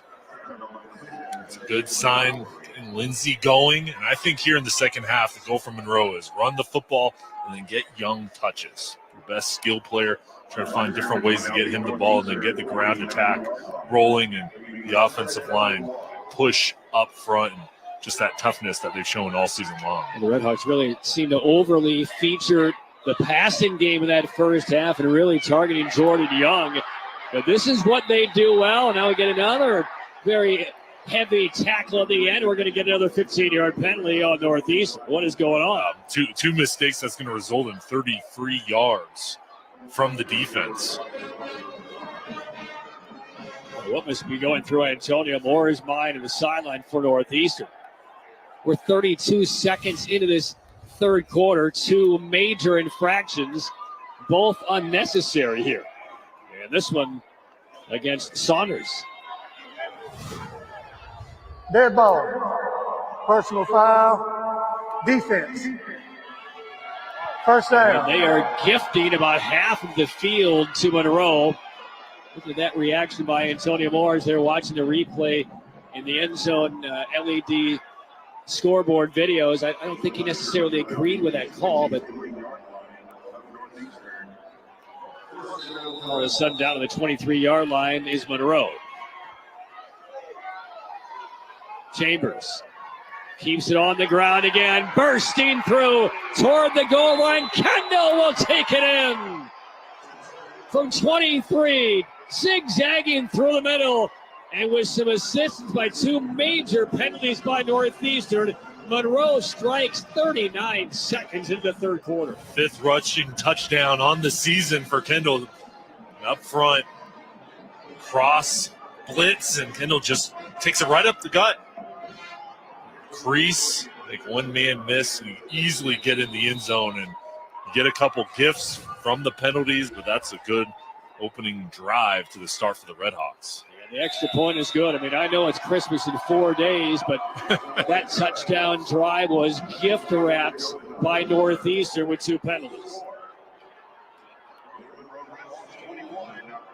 There's the scoring summary brought to you by McIver Law Firm, CYA. Call your attorney, Robert T. McIver. 58 yards plus 2 major penalties, 39 seconds the official time, and Kendall 23 yards on that run. To cap it. Monroe known for their rushing attack, and it's good to see them go back to it coming out of the break, just relying on the ground game.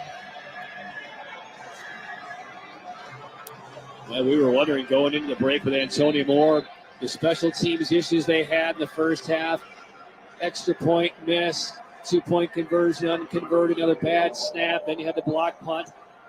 Certainly that was the theme of the halftime discussion. And now what happens the first half minute? 2 major mistakes. And they're trailing by 3. The Road Law kickoff. We fight, have the verdicts to prove it. Short kick, return from the 18-yard line. And the Eagles want to get excellent field position here, stretching past the 40 on the return. And that's where this drive will begin, around the 42-yard line. For Northeastern. Simpson on the return. Simpson making an impact, following the blocks up front. This is the response you're looking for on special teams. After your defense gives up a touchdown, set your offense up at the 42-yard line. So the 21-18 lead for Monroe, but each of these teams have scored 3 touchdowns. The Eagles, though, have misfired on the points after touchdowns all 3 times. Hence the deficit.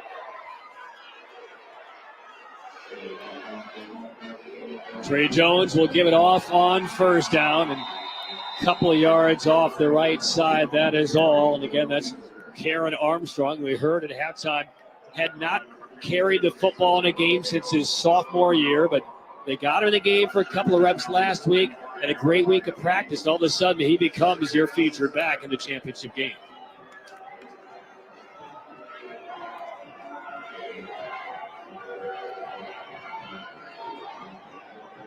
Jones draws it back, takes a hit, and goes down. Jeremiah Lindsay right there for Monroe. And Lindsay making a play. He just watches the eyes of Jones and then just surges to make the play inside and see a celebration afterwards. But he is such a skilled linebacker roaming the middle of the defense. I know we're very early in the third quarter, Jay, and this is a really wobbly start by Northeastern in the first couple of minutes. They need to pick this up to settle in because their defense and offense not coming out strong.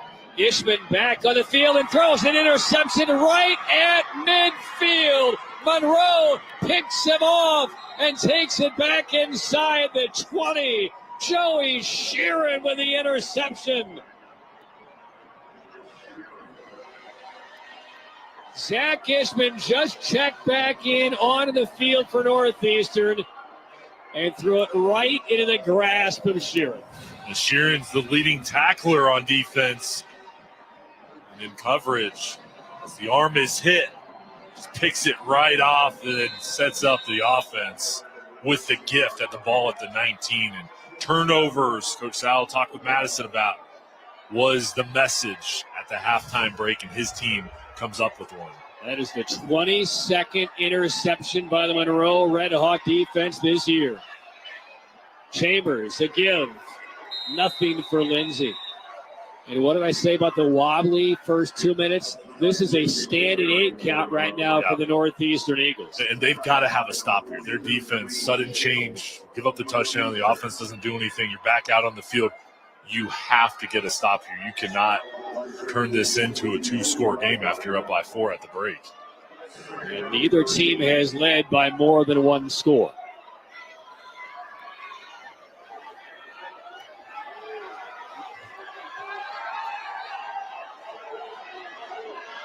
Lindsey accompanies Chambers in the backfield.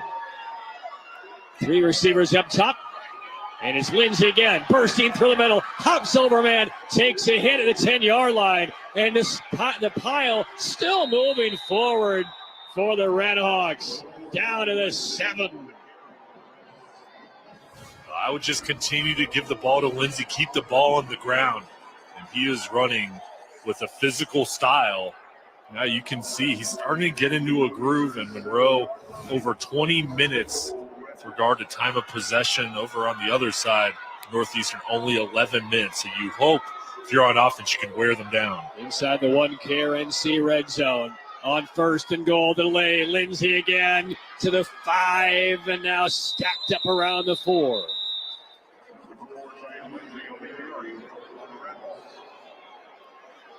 Let's quickly go downstairs to Madison.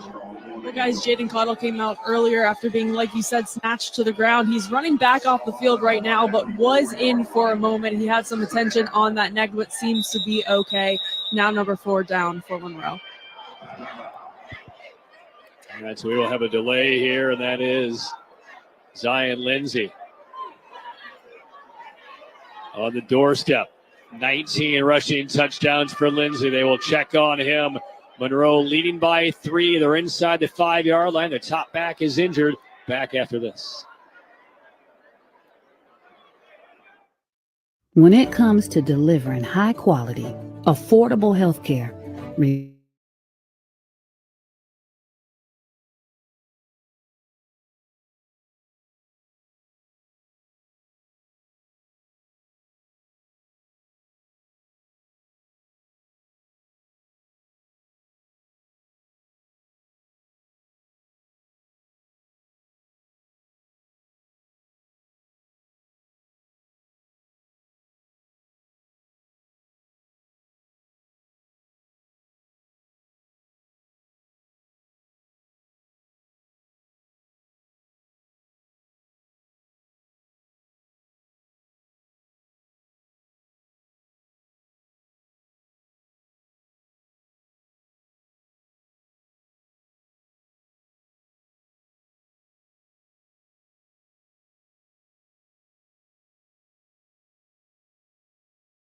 At the conclusion of tonight's championship, Jay and I will select the Tatum and Atkinson player of the game. Tatum and Atkinson injured in a car wreck. Called the heavy hitters. 21-18, Monroe has recaptured the lead. And they have the football right back. 2nd and goal from the 4-yard line. Chambers under center. Lindsey got injured. He's on the sideline. Here's a handoff. This is Kendall trying the left side. No signal yet. Now it is. Touchdown for the Redhawks.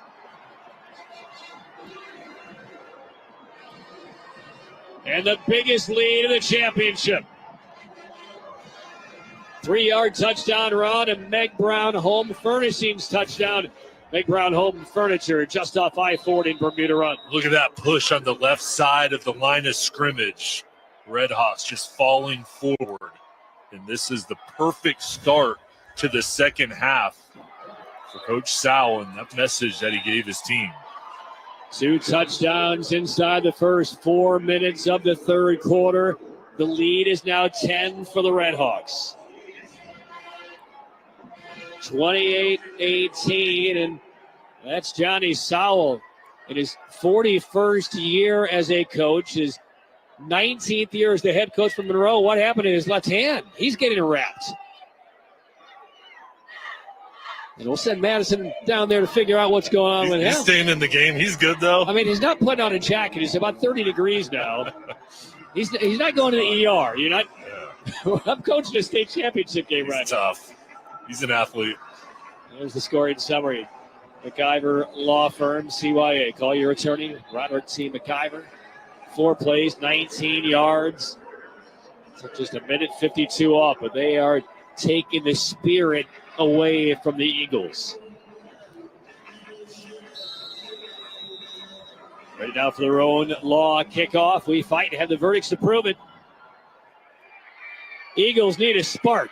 Will it come on special teams? Across the field, and a tackle right around the 30-yard line. And our Madison Little, Johnny on the spot, has the deets on Monroe head coach Johnny Sowell.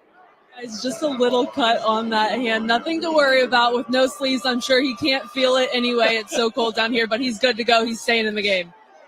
I mean, he has coached a lot of guys who played in the NFL, and at least one of them is here tonight, if not more.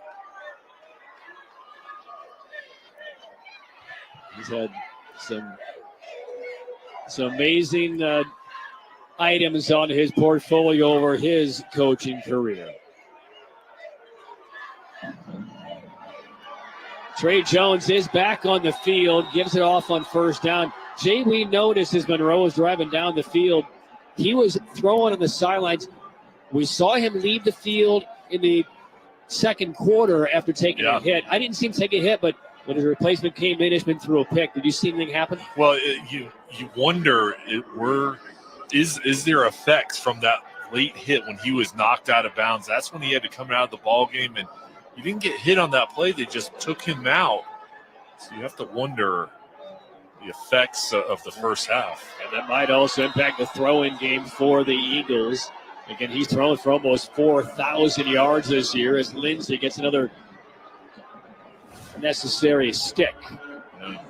Keeping the ball on the ground 2 plays in a row.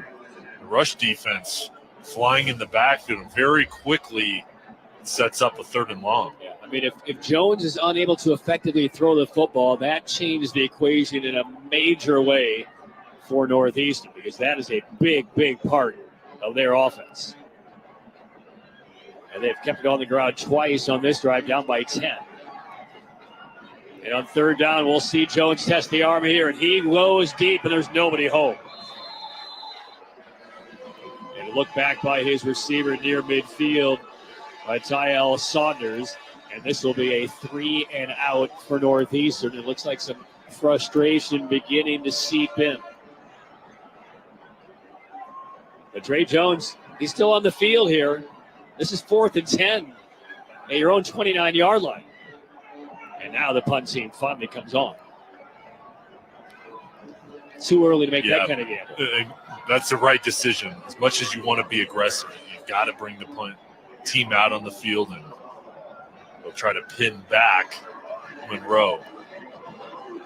Now Caudle is back on the field from Monroe. He'll be the punt returner. And he's returned a couple of punts for a touchdown this year. Very, very dangerous. And we will get a timeout taken with 6:33 to go. Taken by Northeastern. Monroe leading by 10. 14 quick points in this 3rd quarter. They're about to get the football back. 6:33 to play in the 3rd. Monroe up 28-18.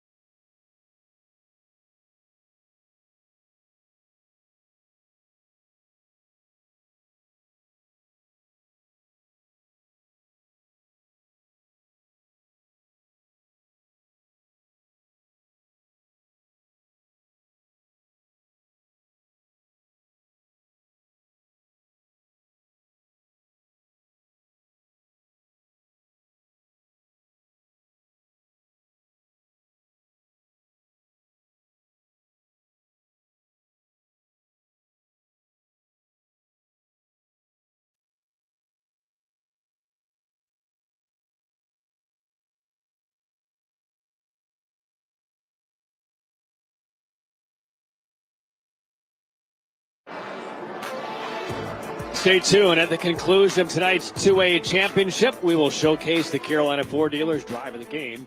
With Ford F-150 on your team, it's game on. It's your Carolina Ford dealer today. Punt team is on the field for Northeastern.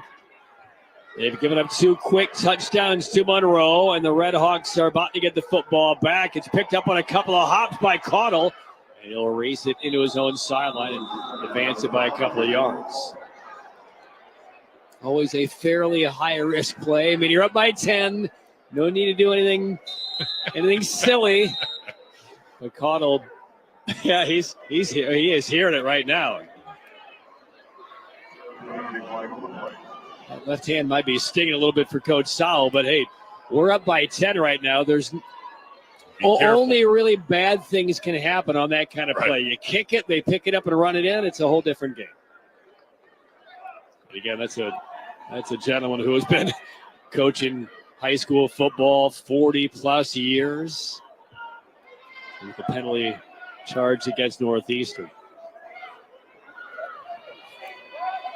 Dead ball. Personal foul. Kicking team.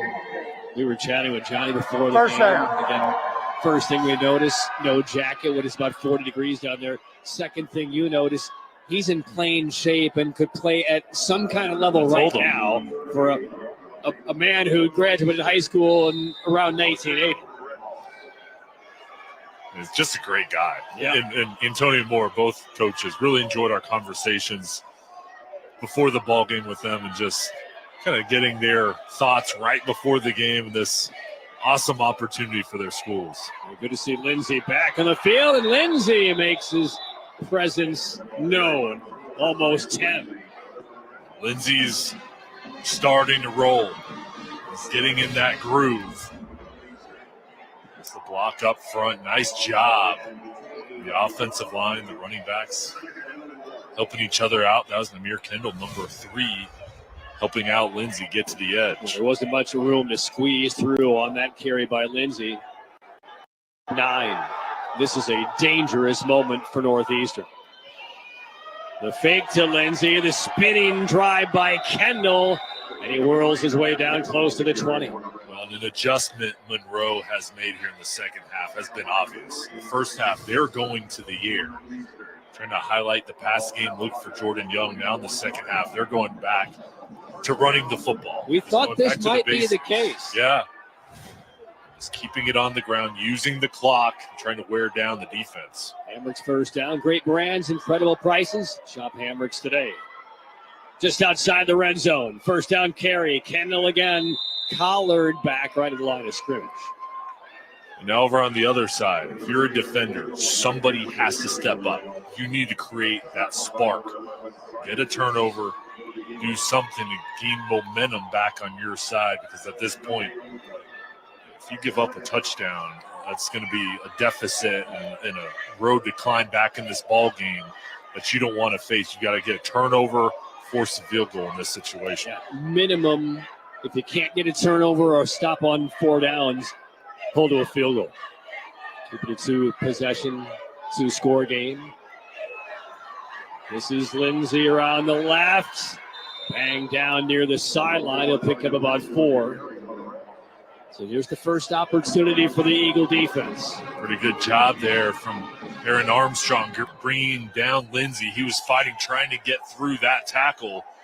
But now it sets up a 3rd down. And Patrick, you have to figure, could be 4 down territory with where they're out on the field.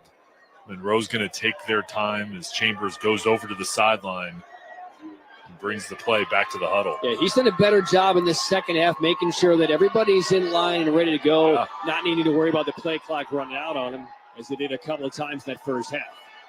3rd and 6. On the little counter, and no yardage there at all for Namir Kendall.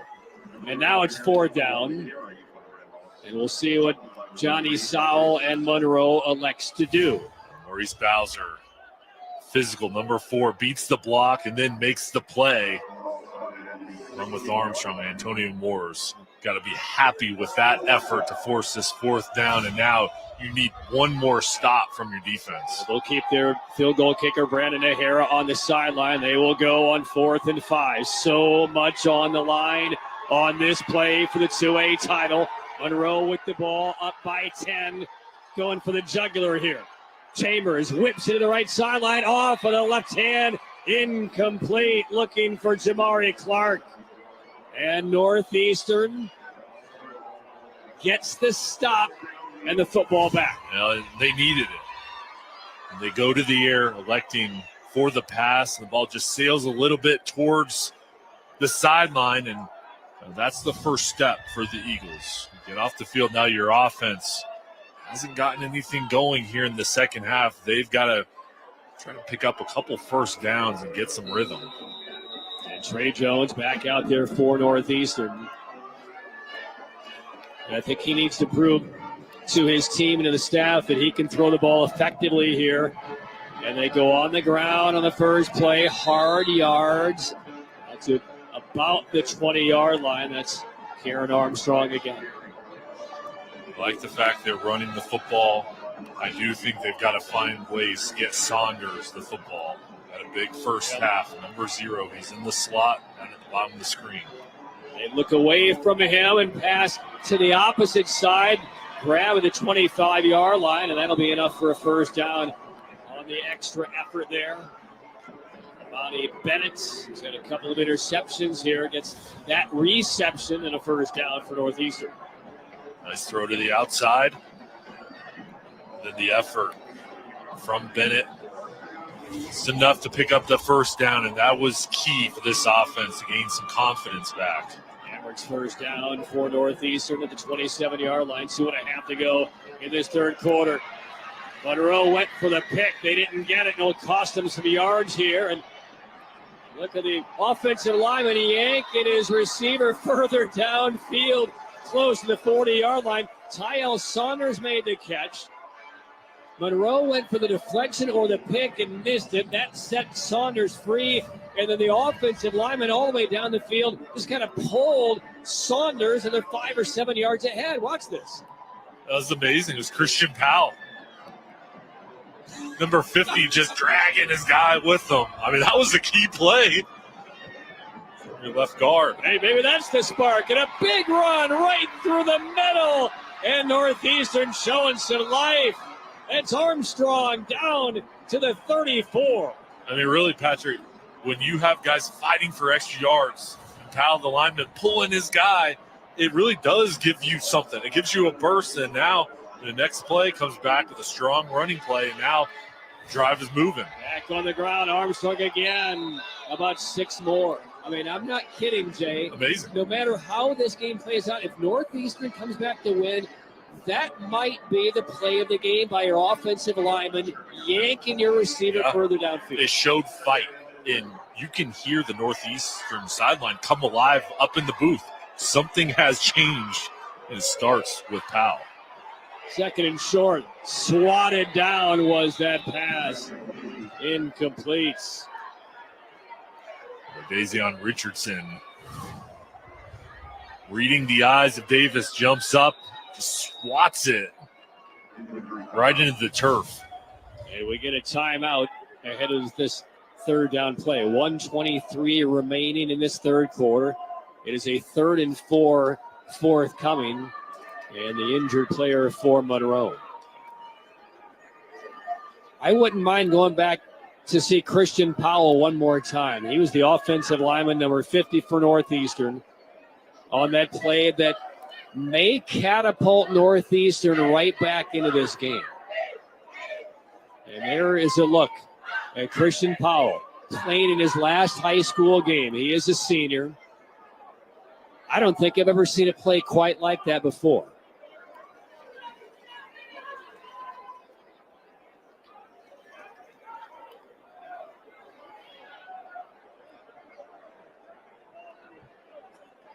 All he's trying to do, Jay, is win a state championship. Yeah, here's a look back at this play. Look at this effort. He's not even in the screen. He's hustling down.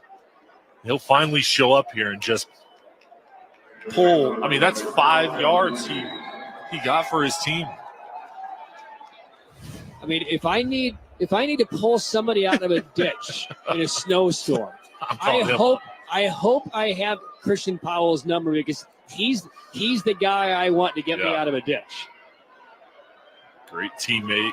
Coach Moore talked with us about his play this year and just said he's been awesome.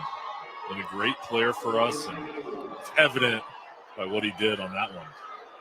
Monster tractor pull. I mean, you name it. Here we go. 3rd down and about 4 for Northeastern. Clock ticking down toward 1:10. Little delay handoff, room up the middle, nice move, cutting left, still on his feet inside the 10-yard line, shoved out of bounds at the 2. Big run by Northeastern's Tajay Simpson. It's first and goal for the Eagles. The Eagles coming back. He doesn't get in the end zone, but Simpson gets close all the way down to the 2. And look at this move right here. Goes in, goes out, and then nice blocking on the outside. This offense, nothing was going on for them. Nothing right in the second half, and quickly it's changed. And now it's Armstrong in the backfield down to the 2-yard line. Is he going to be the bulldozer here in the red zone? He'll get the call. Armstrong lost the football. Picked up, though, by Northeastern. About 3 yards to the right of where it spilled. And it was Trey Jones, the quarterback, who dove on it. Well, and the coaching staff thought that was a touchdown from Simpson. They didn't get the call. And then the next play, the ball's on the ground. Lucky to regain possession. This was a big hit from Lindsey. And now it's second and goal. Nothing doing on that carry by Northeastern. Now we're seeing the determination by the entire Monroe defense. This is when coaches talk about winning the line of scrimmage. This is where it's evident. Right on the goal line, you need 2 yards. It's just a battle between the O-line and the D-line. Will they take the play before the end of the third quarter? Jones out of the gun. 3 seconds to go in the quarter. And they will get it off. Jones is going to throw a little toss. Has a man, and it's a Northeastern touchdown. Zion Debs playing on offense as a tight end on third down in the red zone. Deception. The play action pass, the fake, and Demps cuts across the line of scrimmage. Looks like he's going to block. Gets out to the flat. Nice play call for the Eagles. And now the key for Northeastern. They have not produced an extra point all night. Can they now? Yes, they will. And it's a 3-point game as Peyton Paris bangs it through. That was the final play of the third quarter. It looked like it was going to be a Monroe runaway late in this third quarter, but an offensive lineman has changed the tenor of the game for Northeastern. It's a 3-point contest for the 2A title heading to the fourth.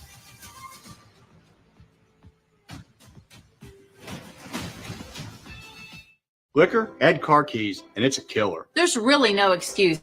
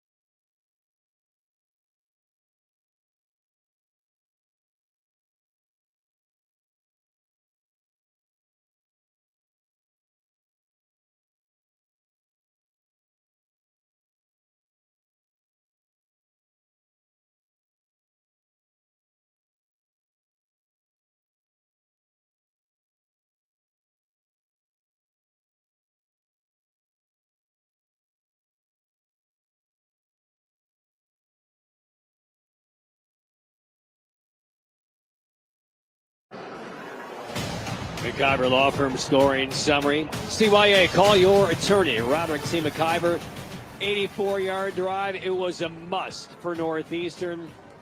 And capped off by the 2-yard touchdown reception by Depps. 28-25, Monroe leading Northeastern. We start the fourth quarter. The final 12 minutes of high school football across the state this year. Title up for grabs. Road law kickoff. The fight to have the verdicts to prove it. Short end over and kick, and good field position here for Monroe.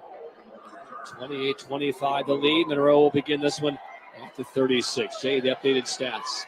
It's a new ball game, and it's all going to come down to this fourth quarter. The turnovers evened up, penalties evened up. I'll tell you what, though, Monroe rushing the football in that third quarter. They went back to the ground game. That really changed things up for them. And over on the other side, Northeastern on that last drive, very effective on the ground, too. So which defense can get a big stop? Right now, it's the Eagles with the opportunity. Jay, you know what name we haven't whispered in the second half? Yeah, Jordan 6. Young. They haven't gone to him through the air, and you have to imagine they've been keeping it on the ground, but they will give him an opportunity, especially when you see those linebackers coming up to stop the run. That's when you figure they try to go over the top to him. Lindsay stretched out and dropped for a couple of yard loss.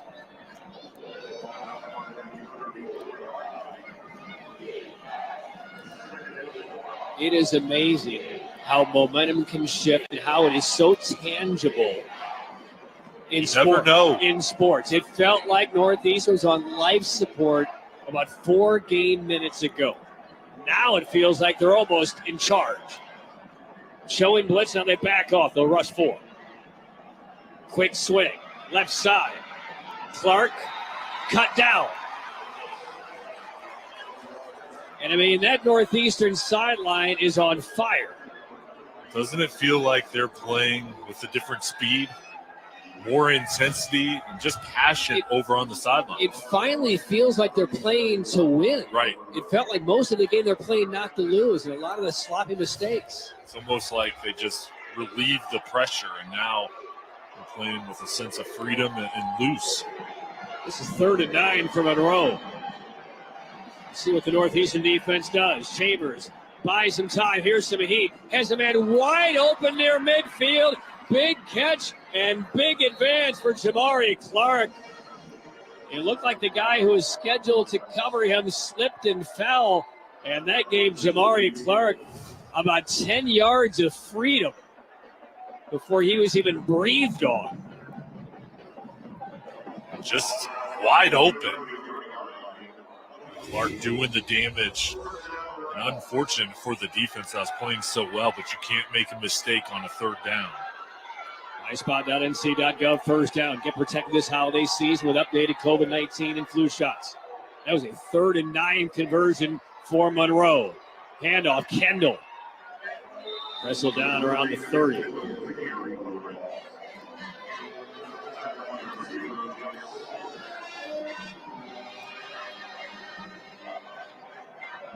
And there's a Eagle slow to get up, and that is a critical Eagle. And Armstrong has played just about every snap on both sides of the field tonight.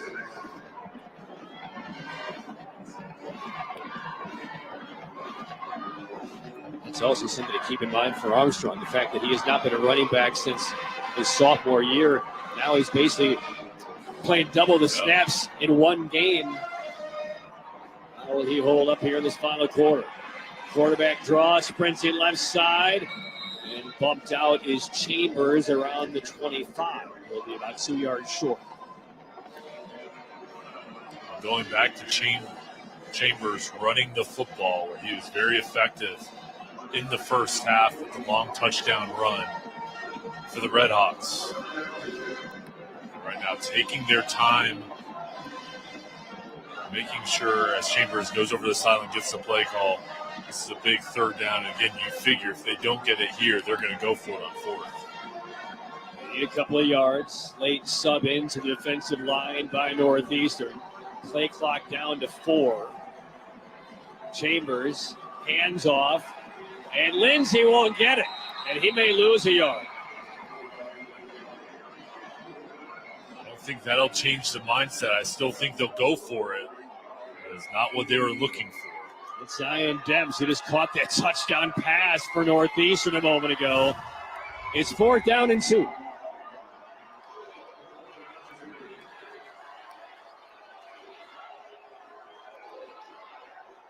Now Caudle comes in off the sideline. Chambers into the huddle.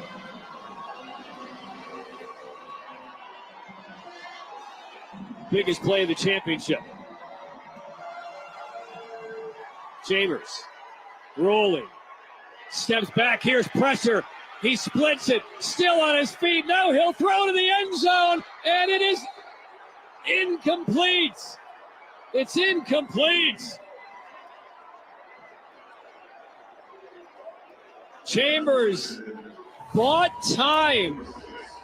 Avoided a sack right here.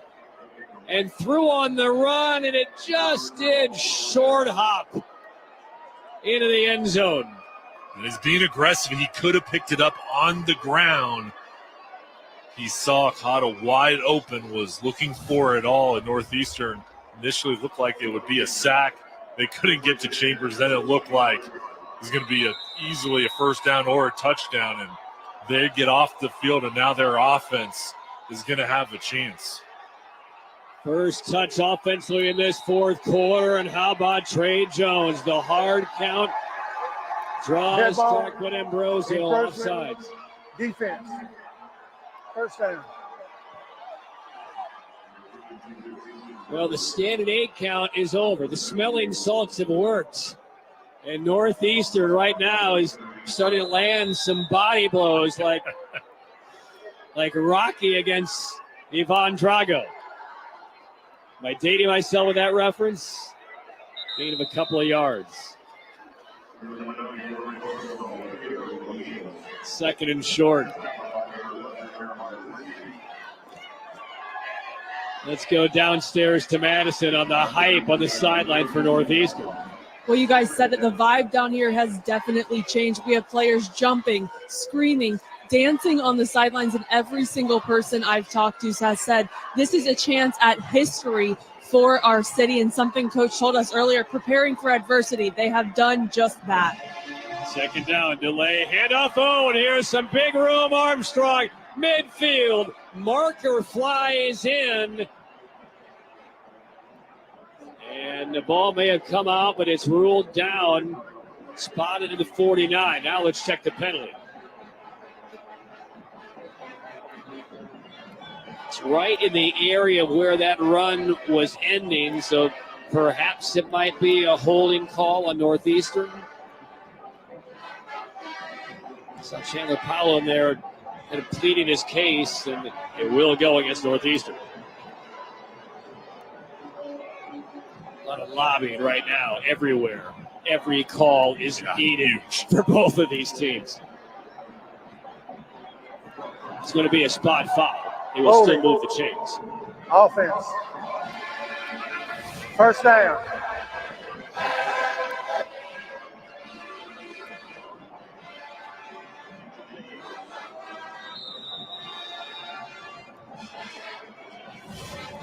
So the ball spotted at 37. Fresh set of downs. Sidearm fling to the right side.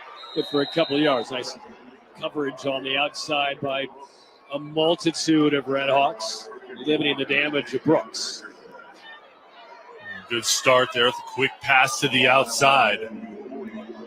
There's been balance to this offense. 170 yards on the ground, 200 yards through the air.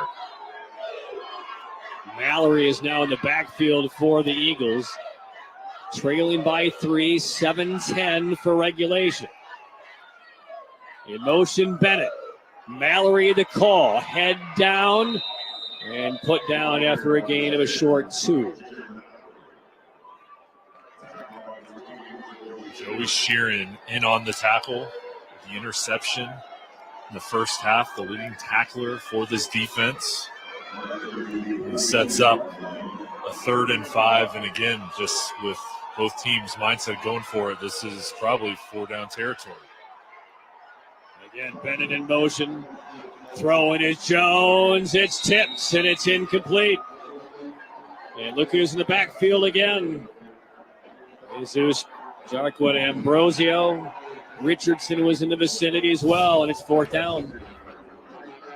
Jarquin, Ambrosio, been all over the field, and Davion Richardson, those two working as a tandem on the defensive line. Here it is, 4th down. 4th down, midway through the 4th quarter, the 2A championship. The ball to the Eagles, trailing by 3. They need 5 yards.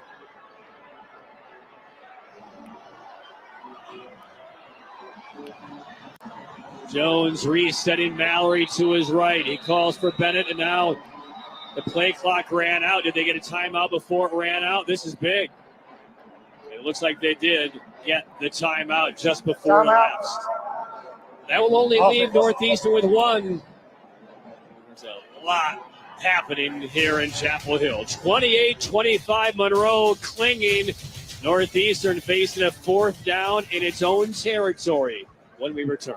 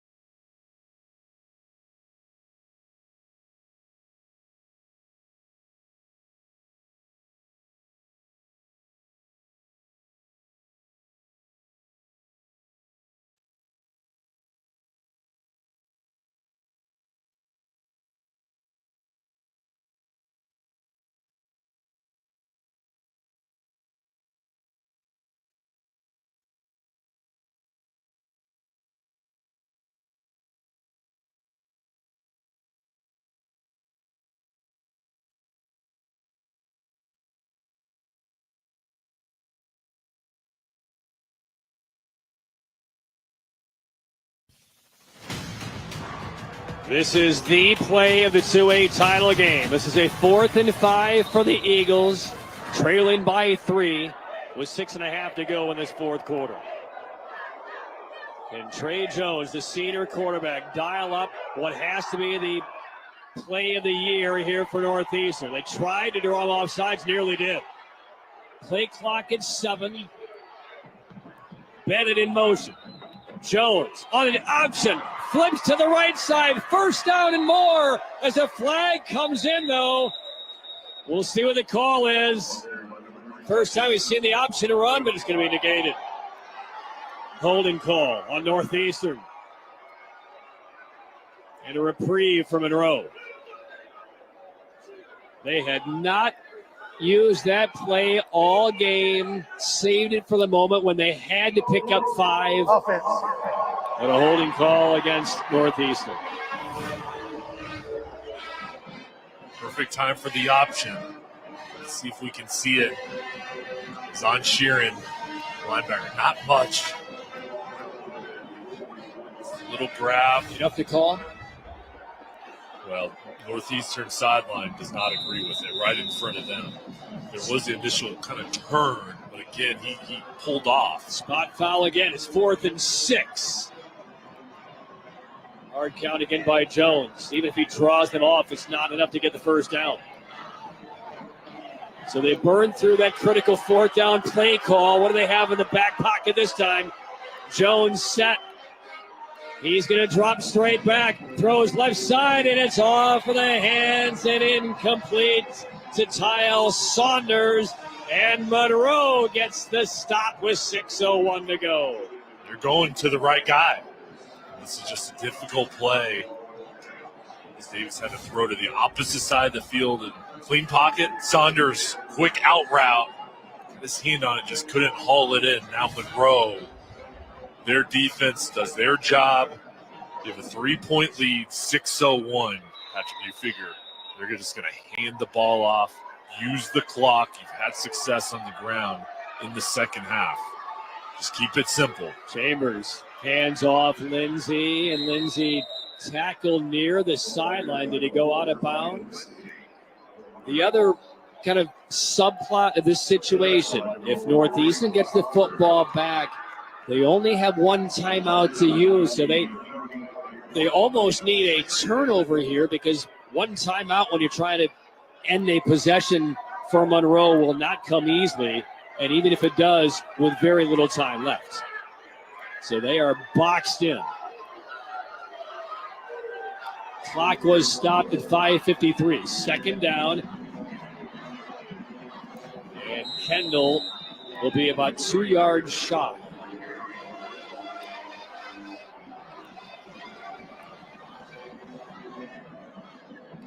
Slow getting up is Namir Kendall. No need to be in a rush if you're a Red Hawk.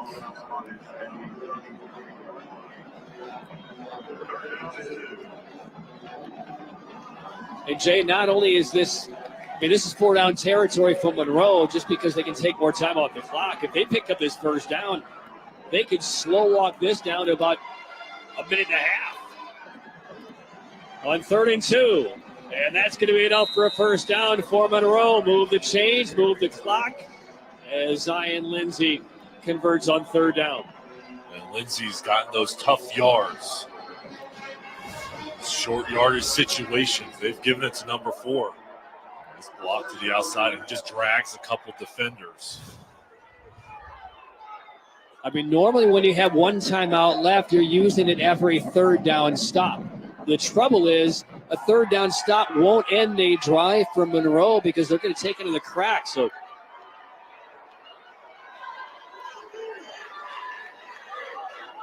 five left in the play clock. 4:35 for the game, and a marker is dropped. And I believe this is going to go on Monroe. False start. Offense. Still first down. False start on the Red Hawks. It'll cost them 5. It'll reset the play clock to 25. On that play, Patrick, you could see Chambers looking over towards the right corner of the end zone at the play clock and saw that there's still time, so he just kind of pulled back to let it continue to churn. What would stop Monroe from doing it again? Play clock got reset to 25. The game clock is running down. For them, no reason to rush. Snap it with about 2 seconds left on the clock. This is still first down. Chambers keeps, has a blocker, trying to fight through. There's a marker that comes in. This is going to be on an offensive hold on the receiver. As Chambers was trying to figure out, do I go inside? Do I go outside? And it turns out he could go neither. So a second straight flag on Monroe. 4:08 as the clock stops.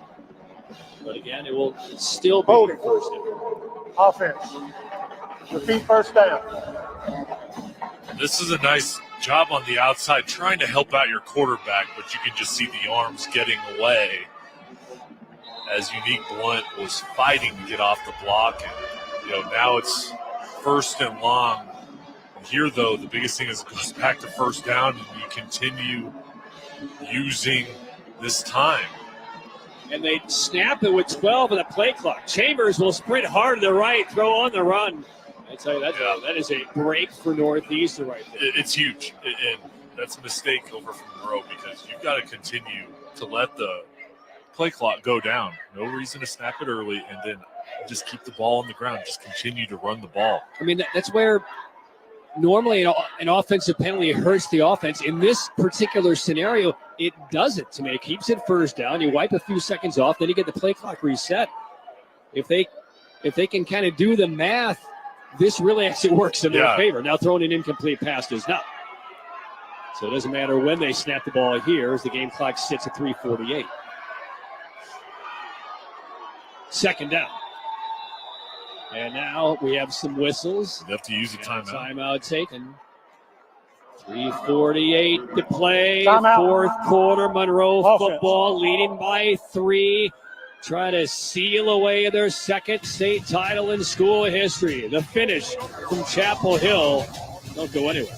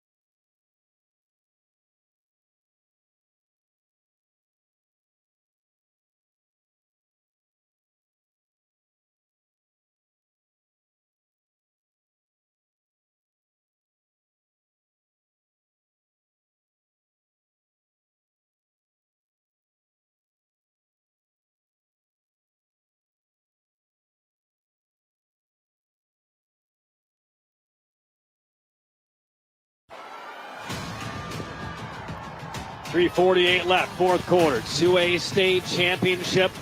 Monroe 28, Northeastern 25. It is Monroe football after a couple of penalties and now an incomplete pass. It is 2nd and 15 for the Redhawks. Northeastern still sitting on one timeout. They will go back on the ground, and this is Kendall. Kendall scrapes, drives, and picks up about 10. And it is now 3rd down. That's too much for Northeastern's liking, because now that sets up a more manageable 3rd and 5, plus you have the opportunity on 4th down. They do get the stop, but that one missed tackle and Kendall's ability to fight through it gets them to the second level. Now, Jay, we were wondering when would Northeastern find the right time to use that only timeout they have. I think it has to be after this play if they get a stop and force a 4th down. You can't wait any longer. Jordan Young, they haven't given him the ball. He's in the slot at the top of the screen with the cushion. 3rd and 5. They hand off, and this will get it done for Monroe. First down carry for Lindsay. We've seen that kind of X action in the backfield and the misdirection with Lindsay and with Kendall a lot in this second half. And here comes Lindsay with what might be a state championship clinching first down. You said it. That misdirection has been a key to the running game. There was a counter of Lindsay stepping towards the right, then coming back to the left, getting the ball, and he's been physical in the second half. And the math does not look good for Northeastern. Can they force a turnover? That would give them the hope. It's first down inside the red zone. And Lindsay hopping through, keeps his balance, and runs it in the end zone. And maybe just clinch the school's 2nd state championship. Zion Lindsay, an 18-yard touchdown score in the waning minutes of a 2A title game. The second half has been Lindsay's. Just the style that he runs with his size. He is so difficult to bring down, and his vision allows him to find the crease and attack. Meg Brown Home Furnishings touchdown. Meg Brown Home Furniture just off I-40 in Bermuda run. The extra point, good. 10-point lead for Monroe. 2:18 remaining. And Zion Lindsay might have just etched his name in Monroe Red Hawk football history. Pointing at his ring finger there. That might be the one. Size me up. So the lead back to 10. Let's get to the scoring summary brought to you by McIver Law Firm, CYA. Call your attorney, Roderick T. McIver. Let's game this out here for a second because you know that's what all the coaches are doing. Let's go to the Northeastern sideline. You're down by 10. Not good. One timeout, you still have it. You get a score. You don't have to get a defensive stop. Recovered onside kick, you get the ball back. I mean, that's how they're probably playing it through their heads on how do we pick up 10 points in 2 minutes.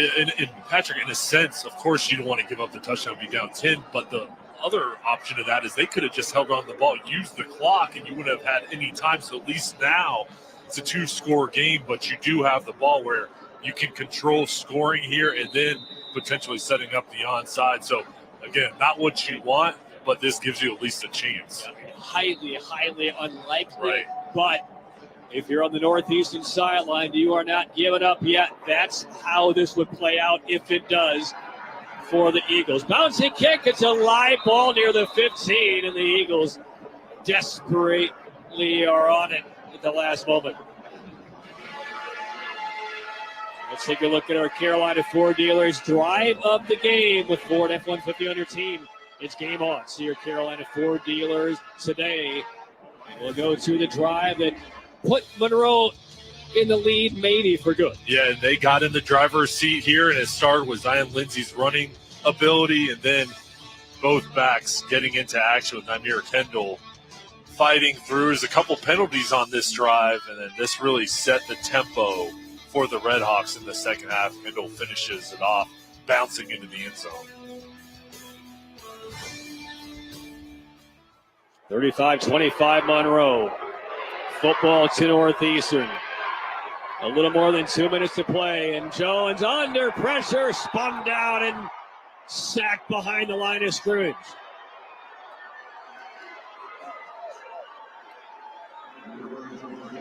Darquin Ambrosio, number 52, fighting off 3 defenders, and then Sheeran coming up to help him out. Those two working as a tandem to get the sack. Second down, Jones on the sprint out. Changes the arm angle, delivering the pass. It's incomplete. 1:46 to play. Third down. Northeastern looks bleak right now. You need somebody to create an explosive. And Trey Jones, senior quarterback, has been subbed off of the field for the, I'm guessing, much healthier arm, perhaps, of Zach Ishman. And Jones disappointed to right now be walking the sideline for the Eagles instead of being on the field. He just can't get it done physically. Ishman senses the pressure from the backside. Now he will run and point ahead, and his job. Good sensation right there for being cold literally on the sideline for most of his game to feel the pressure and pick up 15-plus yards. He's been called into action and played really well. The young sophomore has done his job, and I'll tell you, for Jones, a senior, as we see Ishman, this will be his team next year. Jones, after that big hit in the first half, we don't know the severity of the injury, but he was on a roll playing at such a high level, and you just hate to see him have that hit and affect him. Ishman over the middle, finds his man, short to the 40-yard line. And that will keep the clock running. Brooks for about 9 on the reception. And while Trey Jones is sitting on one of those aluminum, I thought he was on one of those aluminum benches on the sideline, and where to go. There he is. Ishman tosses up the right side. And incomplete. Good coverage right there. Dante Craig on the coverage. Third down. Well, if you're a defender, keep everything in front. Safeties play back. Give up the play over the top. And, Ishman coming out here. If the incompletion, the clock stops. But you've got to find a way to get a big one here. I'd look towards number 0, Tyel Saunders, to try to create something. 3rd and 1. They hand off because they need the first down. Breaking through it is first down yardage beyond midfield. That will stop the clock momentarily on that carry by Mallory. They elect to just get it on the ground. You're right, pick up the first down, and now it stops for a second, and you can regroup. We're under a minute for the 2A title. Ishman, pressure from the backside. He doesn't feel it this time, and down he goes. Yoel De Leon gets the big sack for Monroe.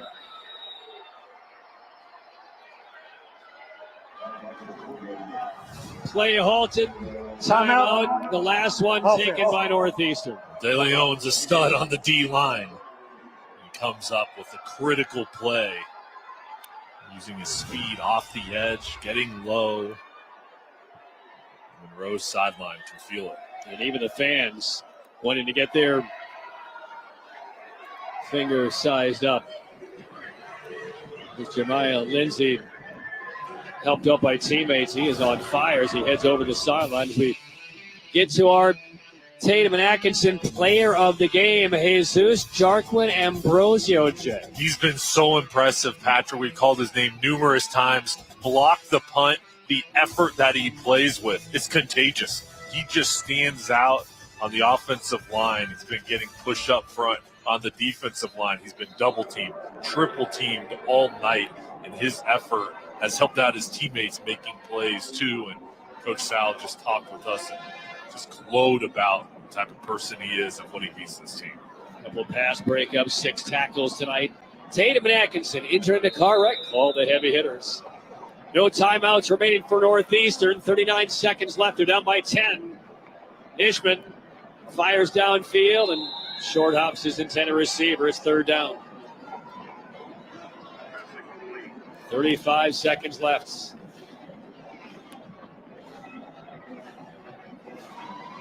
First time in 9 years, Monroe has been back to the title game. Their first championship appearance was back in 1989. And then in 2013, lost to Andrews in the title game. They picked up their only state title to date in 2015, beating Bunn. And they are now one play away from winning their second state title. And there is Johnny Sowell. What a year. 21st year as a head coach. Over 4 decades of coaching experience. As a head coach in the Shrine Bowl of the Carolinas last year. That is a huge feather in a coach's cap. Named Coach of the Year in 3 different sports at Monroe. Football, basketball, and track. 4th down, incomplete. And Monroe is a kneel away from state title number 2.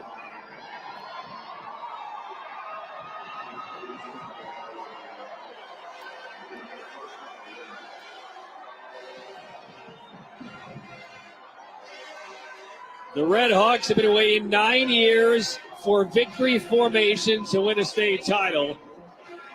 And we are about to see it.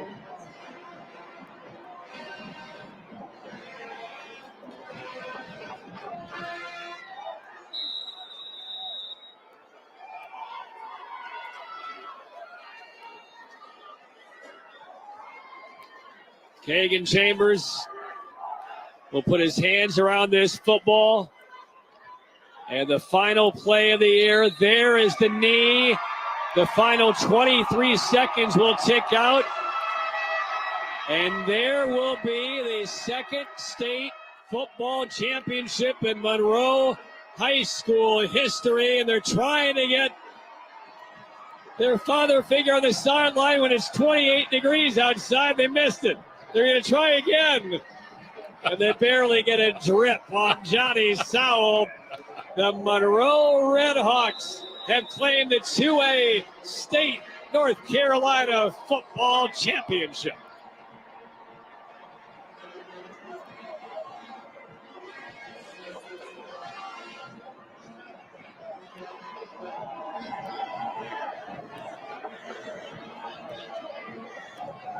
And for Northeastern, they will have to wait for another day for that first elusive state title, falling to 0-4 in state championship games.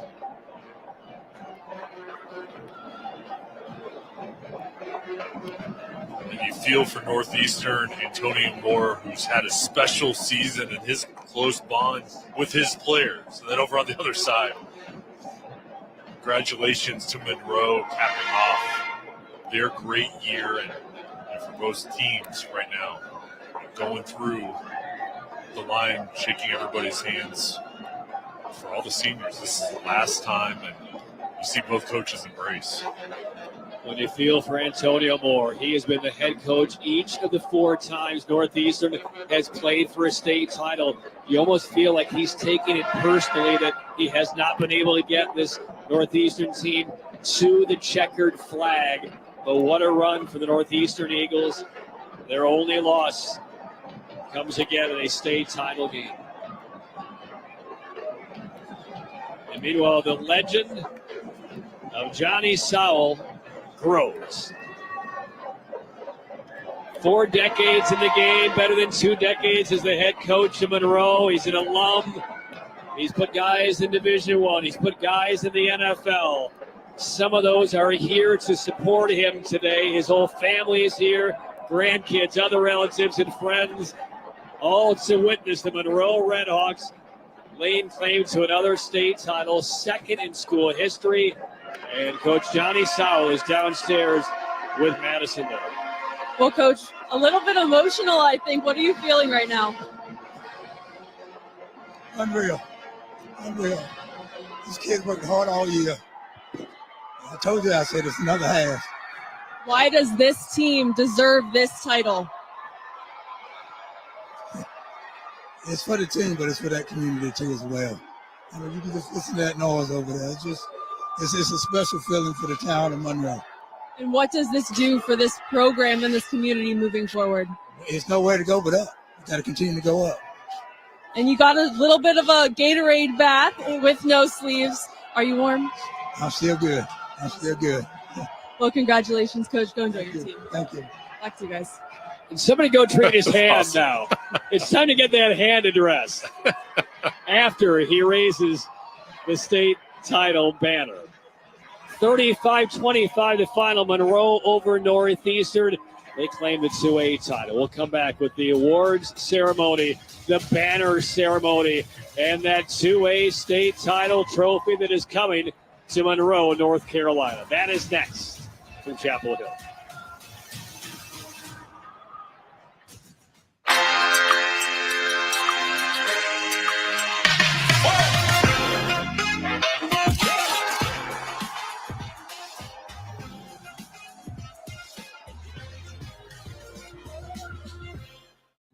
Life can be tough. The daily grind, the pressures, the uncertainties, it all adds up. Let's be open and honest about our mental health. Let's support each other when we're hurting.